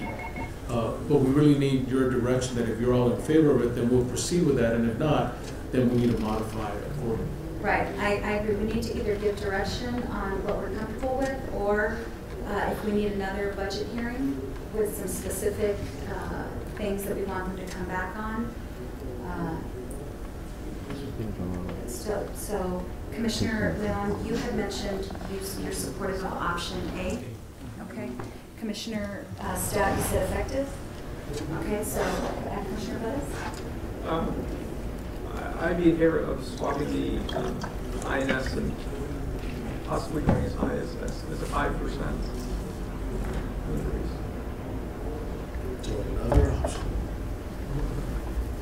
But you know, it's because I just want to point out also, it's just on Friday, you know, it's just you know, these when you look at the last 2 years, I mean, this isn't going to be possible anymore in the future. You know, No, but and keep in mind though that even if say things right size, like you had mentioned, Commissioner Stout, the thing is, our cash reserves, anything we can gain is going to go straight to cash reserves. And I really feel to get to a steady state where we're comfortable with our cash reserves, it's going to take us years. So, you know, to the point of, well, we're doing all right, do we then pull back to a rollback rate, or do we drop our rate? You know, I agree that if things steady out in FY19, there should be no increase. But I would not take anything away because we still have the issue of building up our cash reserves, which are critical to us. So, and that's a good point about the legislature. Well, they may change. The cap's going to be at 6%. The cap's going to be at 6%. Right. So if we're going to, you know, if we have the opportunity to go a little above and bulk up those cash reserves right now when we're not at that cap, I'd say we need to do it. Otherwise, it's like, well, then you don't have the option. Let's go back to rollback. And if legislature passes as being discussed and proposed, it won't be a optional rollback petition. It'll be a required election at a substantial cost. And during testimony, this is what the legislature was warned about. If you're going to take away local government's ability to manage their budgets, then be prepared to see local governments, you know, do what they can this year, because that's it. It's over.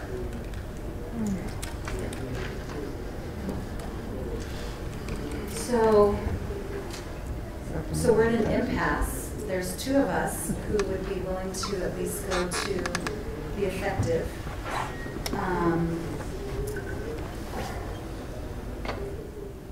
Commissioner Pettis to the 5%, Commissioner Leon to the 6.69.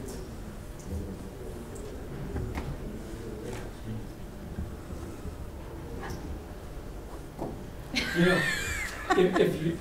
if we sort of walk outside of this room and you look at, again, if you look at the taxpayer and what they're faced with this year, the city's talking about an increase, the school district, you know what's going on there. You're looking at the impact that, and this is always brought up as far as a lot of people on fixed incomes, and whether it's $1.50 here, then $6 over there, $3 over here, on top of what they're already paying. It seems, and I agree, this is the year to make a move, but then we're making a move, I guess, on the backs of our taxpayers now. So we're sort of gambling, we're hedging a little bit, which is a smart move, but at the same time, we're putting that weight on every one of our taxpayers. If I could answer that, Commissioner Leon, first. you know, the difference between option A and E is $1.66 a year per household, right? And I agree, because there are people on fixed incomes, you know, and unless they're exempt, that's an increase. And so it spreads the pain across the whole community. My worry is, even with this, we still have a hole of about $6 million, $5 million. Even with this, there's a hole. And then the worry I have is, those that need the services the most may find that there'll be some reduction in service, some reduction in either time of availability or the type of providers they need, or some service pullback. So it's you know, everybody can sort of pitch in for what is required for those that are in need, or we simply say, well, you know, we can do that. We can pull back some service or whatever. Then the impact is going to be to the person that can't afford to go anywhere else. So, Michael, I got a question. What percentage of the 95 million to 104 million, what percentage of that comes from commercial real estate? Do we know? What percentage of the property tax revenue comes from commercial real estate versus residential? It's been typically it's been 65, 35 residential. Price is 65. It's reversed. Right, but yeah, it's reversed from other cities. That's a big problem. But here's the just something that I do. Jacob, you made the point I was going to make in response to Commissioner Leon. But I do want to impress upon everyone that this investment, like there are services the community gets directly in terms of access to affordable health care. The only adult nonprofit hospital that we have in this community left. You know, we're the safety net. We're the safety net. And when you consider the percentage of tax revenues to our overall budget, among the comparable safety nets, we get the least, which is a credit to this team, not me, in how they're able to generate revenue to sort of go over that. I mean, the revenue for FY17 covers maybe half of our uncompensated care costs. And so it's good to see it at a global level, but what I think about is the family that may need a pediatrician or a family practice doctor that can go to our clinic versus waiting till they're so ill that they have to go to the ER. So there is a benefit to us being able to allow them to continue to provide the services. But you're right, Commissioner Mayor, it comes at a cost. And so then the question is, where's the give and where's the take? And I agree, and we'll support whatever decision you all make. And taking everything you have said, your proposal, in fact, is option A. Original proposal is option A. We have 2 for option E and 1A and 1 M&O increase 5% and INS, you know, so I guess what we're trying to do is come to some consensus so that we then have clear direction, and if we do this, now the difference between A and E, which was, you know, added on, would add about $1.66 more to option A per year per household. So roughly about 12 cents a month. For $700,000 more for the hospital. And it makes, like I say, it makes total sense, and it's the correct financial decision to make. There's no doubt. But again, you look at the big impact and the total picture. You step back. You know, that's still. I'm sticking to option A. And I ran the numbers, and the difference between 6.69 and 5% is 3 cents a month. I mean,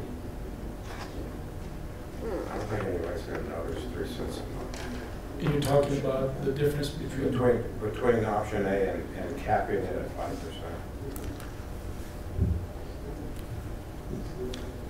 Is that even on the table? I mean, I think option A is. That's what Commissioner Pettis said he could do. Yeah, he was advancing.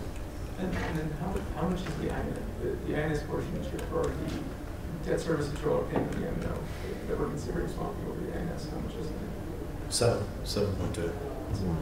And it's just, that's my problem with A, is that, I mean, it doesn't even cover the debt service.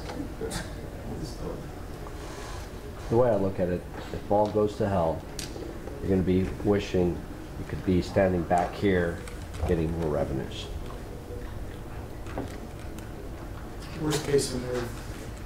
It's not going to, I mean, things aren't getting better. Things aren't getting better, and I'm afraid, as we are increasing demands on you to increase salaries and to do what you need to do, That's a very good that point. at some point you may be faced with layoffs. I mean, that's why I started what I said with other hospital districts are facing layoffs. Well, and I think that's the give and take that Jacob was talking about as well. It's not just on the services provided, but the people that are working there. I mean, and we asked, or at least I did, for you to provide more money for market adjustments. Which we agree with. And you did that, and you're taking away the payment for the garage, which is something that we asked for. We all asked for, I think, last time. He actually did. I mean, he was the Commissioner Haggard. He was the one that brought it up. So, and it's something that we all agreed upon. We want to do what's right for our employees. We also want to do what's right for our community. And we just simply don't know what the future horizon has, given all the changes and the potential reductions. And we know we've already faced some of it. Children's has faced it with the loss of revenue that was primarily due to changes in Medicaid. We see it in our collaborative transferring $16 million in debt a few weeks ago. These are real numbers, and that we're having to climb over. But when you think about what services that impacts, we really don't want to have to reduce services or reduce staffing. We want to right size, but not through eliminating positions of people that are doing a good job that through no fault of their own are impacted by this. So we really would hope that we could get either this, you know, the option A or the option with the effective rate approved, so that then we can go ahead and finalize our numbers and go forward. And you're right, I mean, well, what happens with the legislative session and they start putting a cap on what you can increase in taxes? What happens if, you know, things get better? Well, then all that means is that any of that kind of funding then goes to rebuilding our cash reserves, which is very low. Can I tell you, I think, thinking about this very same table 1 year from now, if we go to the rollback and we plug that $6 million hole, and even if things get bad, as I suspect they will, things may get worse. You know, we may get the 115 waiver, but there may be cuts to Medicaid. So it may be a combo of things that happen. The group sitting around this table next year, I don't want them to inherit a $6 million hole that's become worse somehow. And that's why I'm willing to go to the rollback.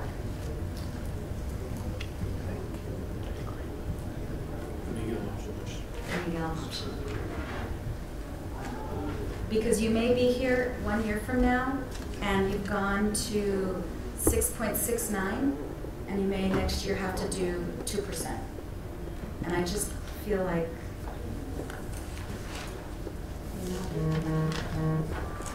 Well, that would be our most favorite option, but, you know, we need some direction. And if you feel, okay, we need another meeting to sort of think about this, that's fine too.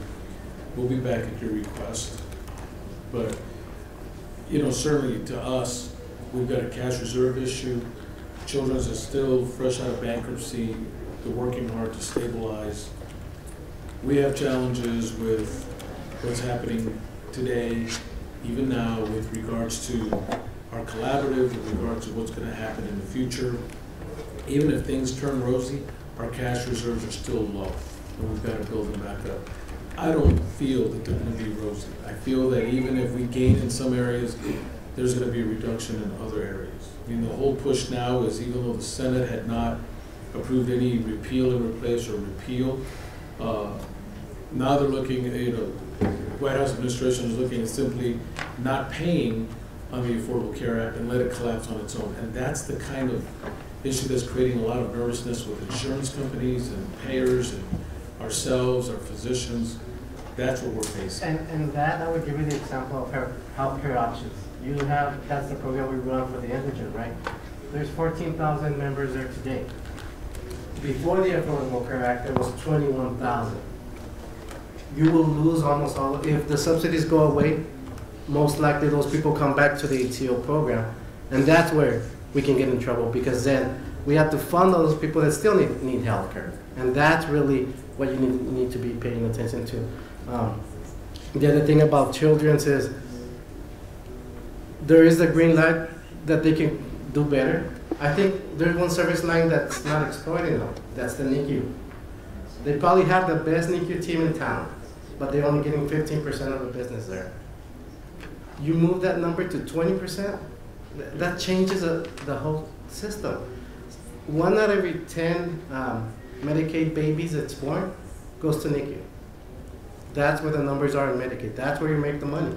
So that's what we need to change, and that's where not only UMC, not only Children's, but Texas Tech has to help in the collaboration of promoting the whole district, and especially promoting that NICU service line that they offer at Children's. You don't have to take anything else out. You move those numbers, and guess what happens? What Tenet does and what HCA does with NICU babies. That's where you make the most money. And I will tell you too, to those comments, we are working with TEC. We are looking at adding an NMFM, maternal fetal medicine doctor, which helps with the high-risk OBs. We are looking at midwives and OB/GYN physicians at our clinics, again, to try to gear up that business, because pregnancy rate has dropped in El Paso. So really what we've got to do is take it from our competitors, and all of us do that. We all try to shift market share, but that's what we've got to do. The concern I have is, unlike the others that might have a great profit margin, we provide care where the care is needed the most. And so, to your point, Judge, it's what do we do today versus what do we do a year from now? And will we be a year from now thinking we should have taken action then? We may be saying, hey, everything's great, but then that still means that we continue to rebuild our cash reserves so that we have something for a rainy day. And it seems like lately, literally and figuratively, we have a lot of rainy days. Can you come back with a matrix of all the possible options we've discussed? Yes. In fact, I was going to recommend I come back and add more detail to this. All 5 options. What's a percentage increase from last year? The cost to the average homeowner at $123,000. Yeah. Just so that this is more complete, because I know we've got so many numbers in our head that yes, I can definitely do that. If we've got time, I don't know the rest of the court, but I'd like to see it. You know, maybe if we could schedule another meeting then, very quickly, just to not, if you can get back to that calendar. Our schedule as a commissioner's court is really packed. So we need to modify that. Let us know how you would like us to change it. When do we have an opportunity? It would have to be a Friday. We'd have to meet on a Friday. Which we've already scheduled you all for August 11th. So soon we have an interest. Oh, I could have this updated by tomorrow. By this evening. Or can we add them to one of our budget hearings? A 30-minute deal, maybe a 30. And so let's do this, okay? You've heard where each one of us is. Is that? Yes. And so you have from rollback to 5%. And so if you could give all of those options, and if you could email that to us and to the team as soon as it's ready. And then if you all would make time to meet with Commissioner Haggerty to walk through all of this with him. Betsy and Wally, if you all could work with the team to find a time, if possible this week. Yes. Or I mean, because actually for legal, Christina, do we actually have to say it's UMC as part of our budget hearings? Are you planning to have another joint meeting, or is it? I think it's going to be impossible to get everybody together this week. So even if it's just so that Jacob gets, he knows where we are. We just need a third person to provide consensus, or maybe somebody would change their mind. And if, you know, and then we can. But I gotta tell you, Jacob, you gotta bring better snacks than the M&M. I'll bring some more chocolate. I'll bring burritos. Let's just get this done. Okay, so, all right, so Commissioner Haggerty's not here all week. Could you guys maybe work with Candy to schedule a conference call with him?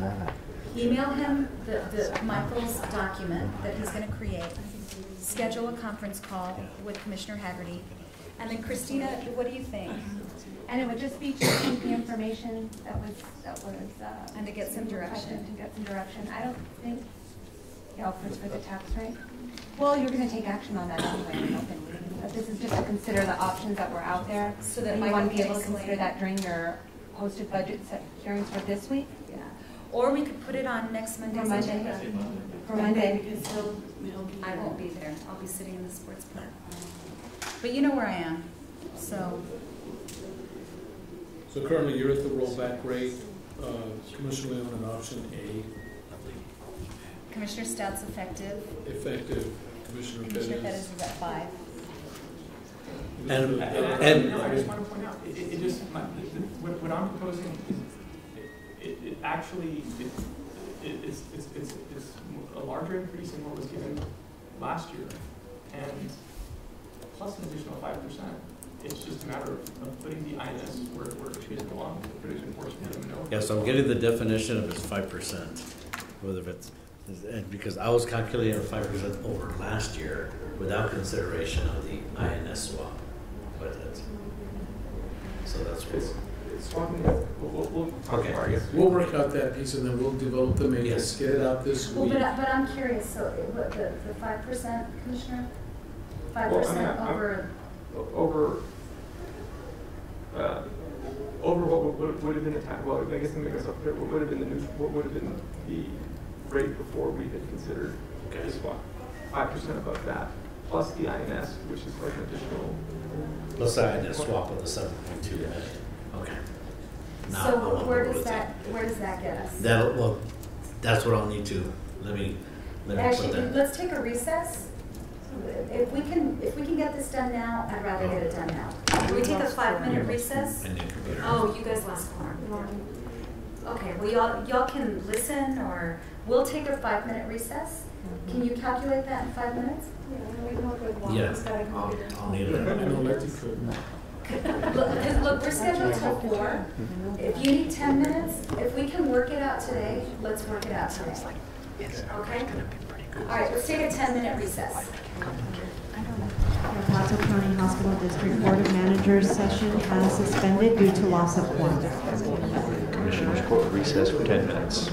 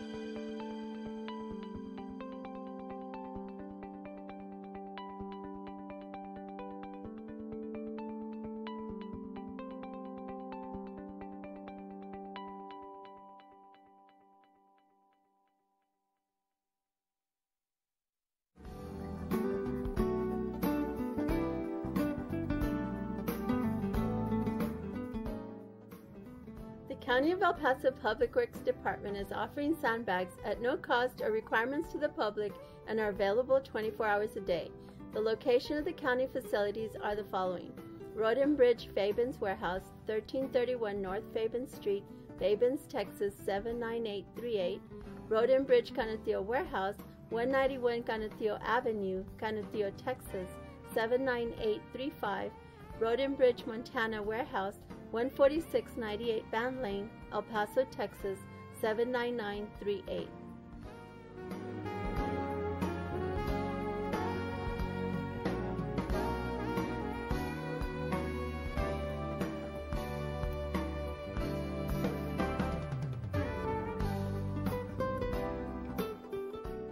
District Attorney Jaime Esparza invites you to join the annual 10-mile walk across El Paso to commemorate victims of crime. The walk is Sunday, October 1st, and begins at the El Paso County's Courthouse, 7 a.m. and ends at Yucca Park. For registration and more information, call 915-546-2091 or visit www.epcounty.com/walk.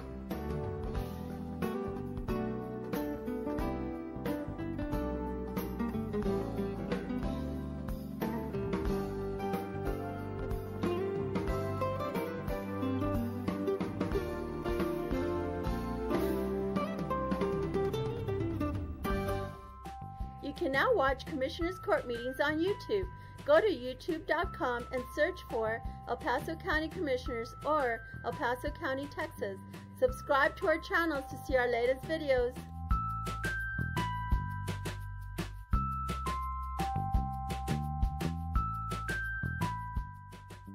Did you know that the County of El Paso's fixed asset control and inventory disposal is handled through the purchasing department? Throughout the course of each business year, the county holds live public auctions to dispose of aged equipment, vehicles, furniture, and other items that are no longer needed.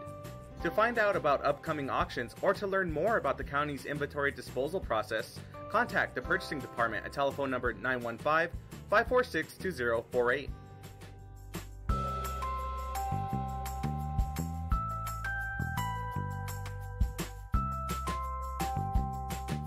Commissioner Andrew Haggerty would like to invite you to his weekly breakfast meeting that takes place every Wednesday at 7:30 a.m. at Danny's Diner, located at 4690 Trans Mountain Road. Every week he has a different speaker who will be discussing topics of interest for the community. So if you live in the Northeast, West Side, or anywhere else in the county, come and join us for the breakfast meeting.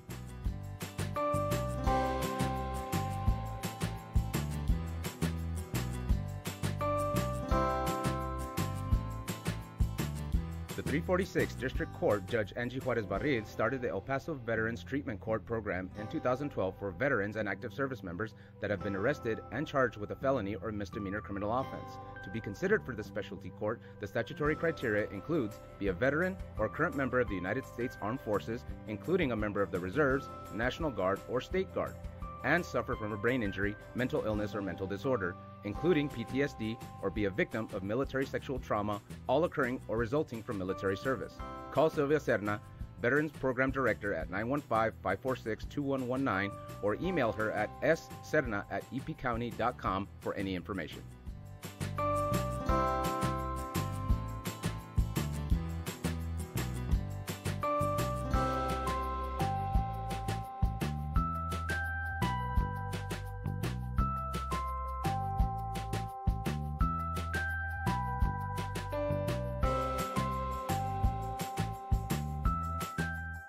Did you know that you can save money on the cost of your medications?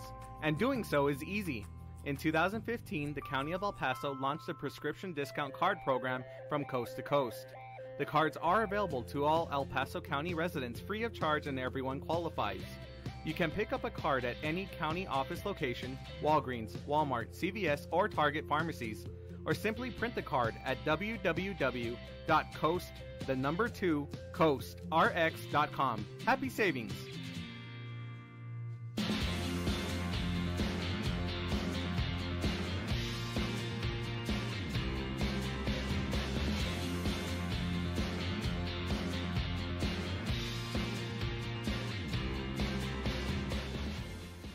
Financial Recovery is a division under the Budget and Fiscal Policy Department. The Financial Recovery Division regains monies from those who have exhausted resources throughout the judicial process. The authorization for the recovery of spent resources is by court order. These are resources initially funded by taxpayers. Financial Recovery Division's goal is to assist in making the county and taxpayers whole by replenishing funds into the budget to optimize services to the public. For more information, please visit the El Paso County website.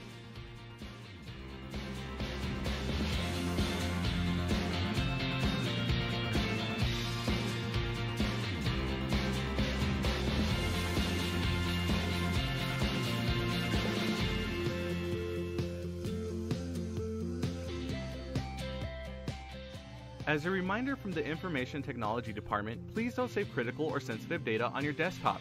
Instead, best practices is to save your data to your user-allocated home drive. This drive has safeguards preventing data loss. Again, this is an information technology-friendly reminder.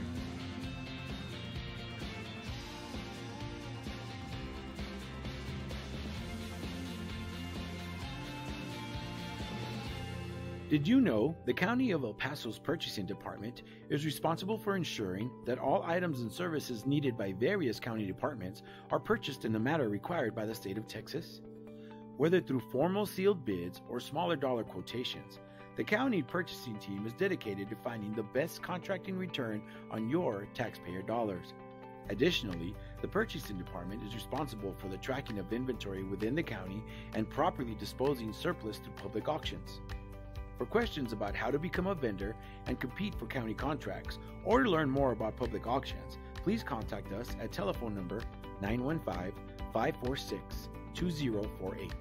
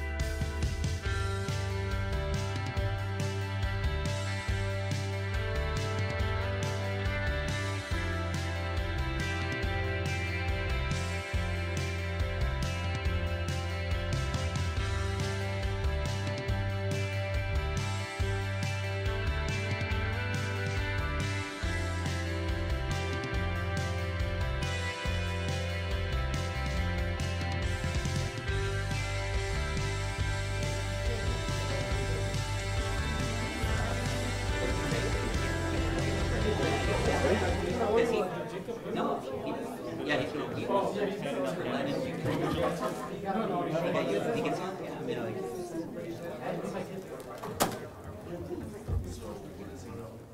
Did you get in my sheet?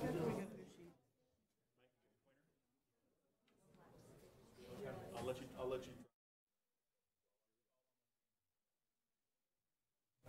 Commissioners Court is reconvening into special open session with the Hospital District Board of Managers. I'm sorry, excuse me. Okay, we're back in open session, everyone. And there's no more UMC board members, so it's just the UMC staff team. Thank you all for sticking around. So Wally and Letty and Mike worked together to come up with the various scenarios. And so, Wally, can you do us a favor? Can you email that to us also? I will, Judge. So that we can. Oh, you're okay. Yeah, absolutely. Okay, so this is what we have. Here's all the scenarios. We call them A, B, C, D. Yeah, you know what? and It's F. hard to see. Yeah. So let's let the email come through, and then. Sorry, Michael.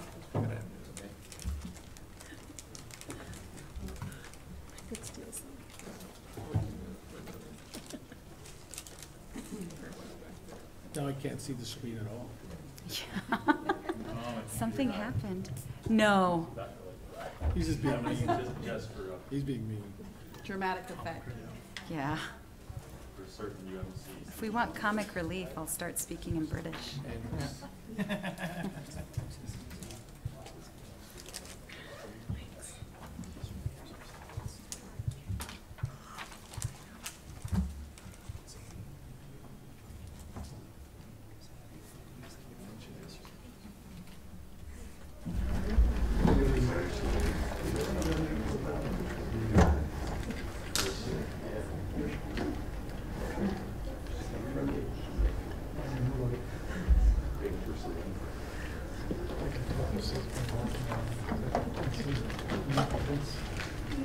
Oh, yeah, I know what that now. And I was wondering, I've been Great Phoenix. You still up? Good. Yeah.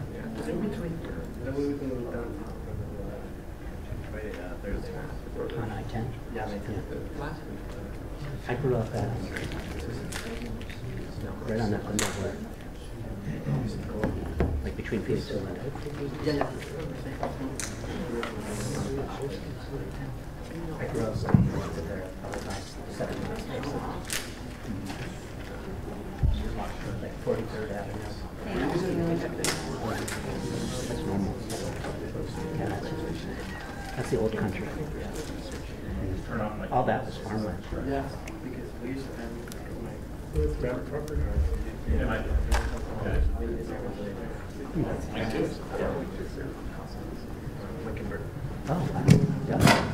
Are we all ready? We're ready. Okay. We have options A, B, C, D, E, and F. A, B, and C are the ones that were in the handouts earlier. Option A was the INS shift, but leave the M&O the same as last year. Option B, the INS shift, but go with the overall effective tax rate. Option C is no INS shift, but still go with the effective tax rate. Option D is the INS shift, but go with the maintenance, the M&O if operating effective rate. Option E is the INS shift. This was Commissioner Pettis's INS shift, but go to the 2016 M&O plus 5%. And then option F is the INS shift, but go to the rollback. So in option A that we talked about earlier, this is going to the 25 cents, and it's generating 104.1 million in total property tax revenue. So what that would mean, going to compare to the current tax rate, there will be a $19.42 annual increase, which is option A. And that's one that we talked about earlier. Okay? And all those numbers going across is like the next number, 276, is added to 1942?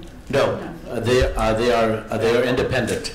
So hang on, Michael. I want to make sure that the commissioner and that the public and anybody watching gets this. So if we go with B, then that means carving out the INS rate, shifting it over, what is being paid on the debt, and then in terms of and keeping the rate as is, right, on the M&O side? This would be looking at, this would be lowering the M&O to 179,802 because we're going to the and just shifting it. Effective tax rate under option B. So option B would generate total property tax revenue for the hospital of $98.5 million, which would be an increase of $2.70 annual increase from where we are right now. That's option B. Option C is almost the same thing, other than there's no INS shift, and the bond currently stays in the M&O side. So that's the same in terms of an overall $98.5 million annual property tax revenue, annual increase of $2.76. Now the other options that we talked about, option D now, this is the INS shift, but going to the operating effective rate as currently calculated.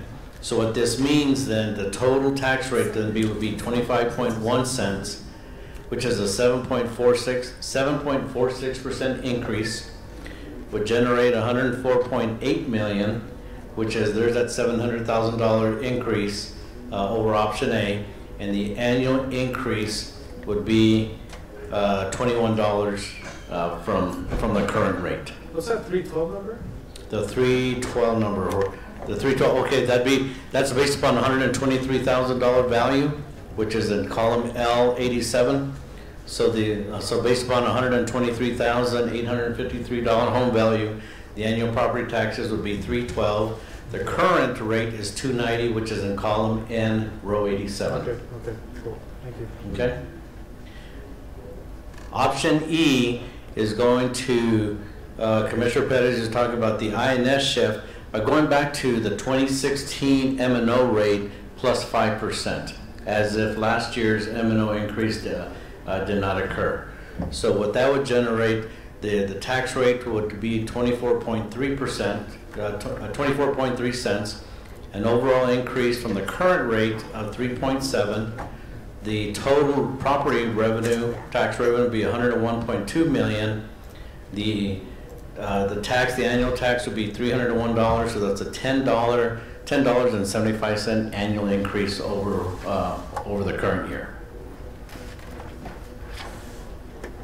Okay, and then the last option is F, which is basically the rollback, increasing the rate from currently of 23.4 cents up to 26.7 cents. The total property tax revenue generates 111.3 million, and the annual increase from the current rate is about $41. So those are the 6 different scenarios that we've just talked about over the past hour or so. Thank you so much, Michael and Wally and Letty, for pulling this together so quickly. Okay, so your thoughts?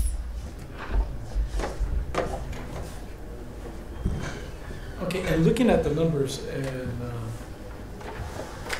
looking at your recommendation, Commissioner Perez, it still gets you, or UMC gives them an additional, or minus $3 million, is that correct, overall? Less than the option A. Option A. Less than the proposed, yes, Yeah. that is correct.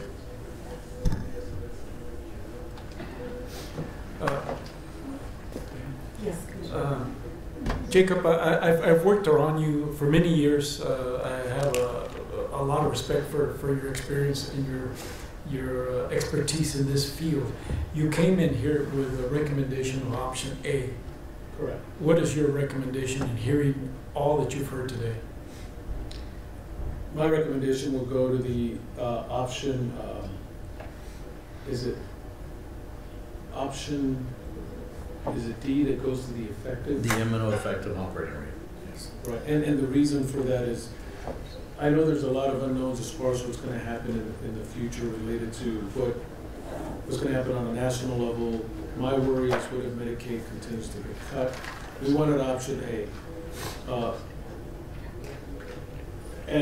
But if someone's offering the ability to go to option E to the effective rate, then I would support that. And the reason being is the net impact is $1.80 versus $1.62 increase from the current. I look at the things ahead, that even if everything works out well, if nothing changes, we still have a cash reserve that's dangerously low that we need to recover. And today, we don't know, what stabilization efforts are going to be needed for children's. We certainly know that we've been impacted negatively to this collaborative we have on the UMC side, tied in principle with hospital systems trying to adjust to the unknowns as far as what's going to happen. We don't know if the waiver gets extended, but even if it did, we would still be facing that $16 million hit if they were able to get down to $6 million. And in either scenario, option D or option A, we still have a net loss in net position. So it's not like we're gaining anything. It just makes it's a $700,000 difference that helps us get at least a little closer and a little bit of breathing room as we try to stabilize. And we're talking about the difference between, for a taxpayer, a difference between 1942, an additional 1942 compared to 2166 for those additional $700,000. Correct. And I just want to reiterate one more time, I would be willing to go to the rollback. It would plug the $6 million deficit and stabilize UMC in a way that I think makes it a little bit stronger in the face of what's coming down from the federal government and the state government. That's true. Because in either of these scenarios, other than F, we still have a deficit. Right. That we would have in terms of net position. So, has anyone changed their mind? Has anybody been in contact with Commissioner Haggerty? No. Commissioner Bettis, you look like you wanted to say something. And I just wanted to, the logic now the comparison that's provided to you before you, if it's printed out, is a comparison from last year's tax rate. The reason I voted against last year's tax rate is because I didn't believe that the M&O, we should have that debt on the M&O side.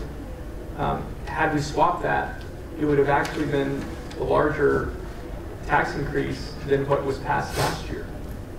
And I just want that to be clear, that it would have generated, last year what was passed generated about $5 million. $5 million, and then had we swapped the M&O and the INS, it would have generated 7.2. 7.2. So the option E essentially codifies a higher tax rate than was what was passed last year by switching over that debt, plus adds the additional 5% in M&O from the previous range. But I just want that to be clear because it doesn't show that in this. It's just looking at from the current tax rate. But it would have generated a higher tax rate last year had we done that. Right, and I think really what has changed is change in administration, change at the national level, which resulted in our collaboratives transferring about $60 million more in expense to us in our contracts.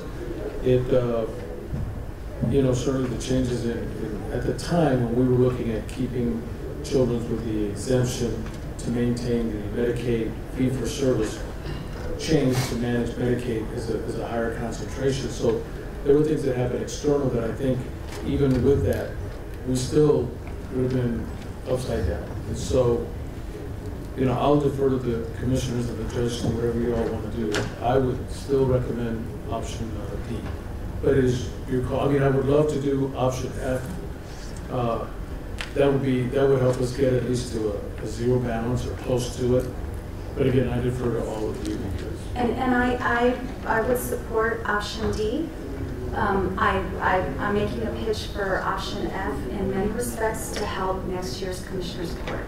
So I think there's going to be, if the legislature passes the cap, And that's what I was mentioning to you, Commissioner Leon. I think a lot of entities are trying to get in before that deadline hits, because after that it will be much more difficult. The House just passed the cap, so it's going to go to the Senate. They're going to have to have a conference committee, but it's one step closer. And given that and the unknown, even if everything worked out well, we're still in the build reserves, and I don't believe it will all work out. I still think that there's going to be challenges to trying to reduce Medicaid funding. I think there'll be challenges to, other ways in which to reduce healthcare costs from the federal government level that'll pass on to the states. Hearing what I've heard and looking at the numbers a little closer, and take into account that it means an additional $700,000 for UMC, I'm willing to shift over to D. Thank you. Thank you, Commissioner. I think we should move on that, take action, because that will then give you all the direction to just go and get everything done. I suggested, Wally and Betsy, to Jacob that what we did last year, or maybe the year before, I can't remember when it was, we piggybacked on the public hearings. And so if we could do them the same night, like do a 4:30 public hearing and then a 5 o'clock public hearing, and even if the 4:30 public hearing runs late, we can still, we can juggle it. And so that way, if we can get the calendars a little bit coordinated, get everything done, if we are able to give you direction now, you can, basically you have your marching orders. We know that the board made it clear they would support this. And so we would not need another budget here, another joint meeting. You all wouldn't have to come back later this week, and then you could just start moving on your budget calendar. Would you recommend we coordinate the calendars with Wally? So Judge, if I may, that would require the hospital board to do like the county is and have a proposed tax rate on the agenda Monday. So you guys would just need to get that together for Monday? Yes. Okay. We need to do that. I'll reach out to you tomorrow morning. We're going to set our hearing dates in the morning for our publication, so I'll reach out to you in the morning. Okay, do we have time to post? Yeah. Yeah. All right, so I make a motion that we go with option D for the, or is there like a specific motion I have to read, or do I just to give direction? It's really, because this is not the formal. Yeah, you can just provide direction. Okay. Yeah, that's fine. So I would vote to give the hospital district team direction to go with option D, which is an M&O tax rate of 0.195064, an INS tax rate of 0.056879, and it's a shift of debt from the M&O onto the INS side and going to the effective rate on the M&O side. Second. Commissioner? Yeah, no, and I just want to say, I mean, it's, I realize it's only 700,000. It is above the administration's initial request. I mean, it's, and I believe if that was it should have been proposed earlier. I mean, I just don't think it's good budgeting practice to take the administration's request and then have a higher proposal than what was requested. This was a recommendation from a board member, and we offered alternatives ourselves here at this joint meeting.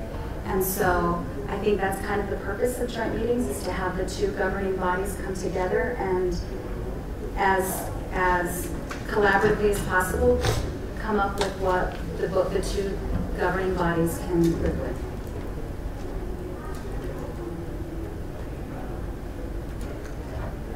Okay, Cesar? Commissioner Betts? No. Commissioner Stout? Aye. Pardon, Commissioner Down? In light of everything that's been said here and the challenges that UMC has over and above the children's hospital is the only reason I switched over from option A to option D, and it'll make it an aye. Judge Escobar? Aye. Motion carries. So you all, thank you very much. I know how hard you all work on this budget, and I know the challenges that you have ahead are pretty tremendous. And this gives you some of the tools you need to try to wrestle with those challenges. We're still at a negative $6 million. We still have major uncertainties, but you all have really demonstrated an ability to face those challenges really well. I want to thank everybody who came to speak to us and spent time in the audience, and for those who are advocating for their fellow associates. It's not easy to, on your day off, to sit through a budget hearing and to stand up in front of cameras and advocate for something. But thank you for doing that. Really appreciate all of you. And we can now move forward with the budget. Thank you. Judge, if I can add one thing. Yes, sir. Today's direction provided by the court also affirms the calculation of the advertisement that you were presented with in the tax assessor yesterday, which was the move of the INS portion over from the M&O over to the INS. So I will call the tax assessor collector and advise them that the publication stands. Beautiful. Thank you, Molly. And then you all will coordinate on the public hearings and that tax calendar. And if you could get us an updated calendar from UMC when we work on yours. Okay, great. Thank you all so much. We're adjourned. Thank you. Let's conclude today's meeting at 4:07 p.m. Really.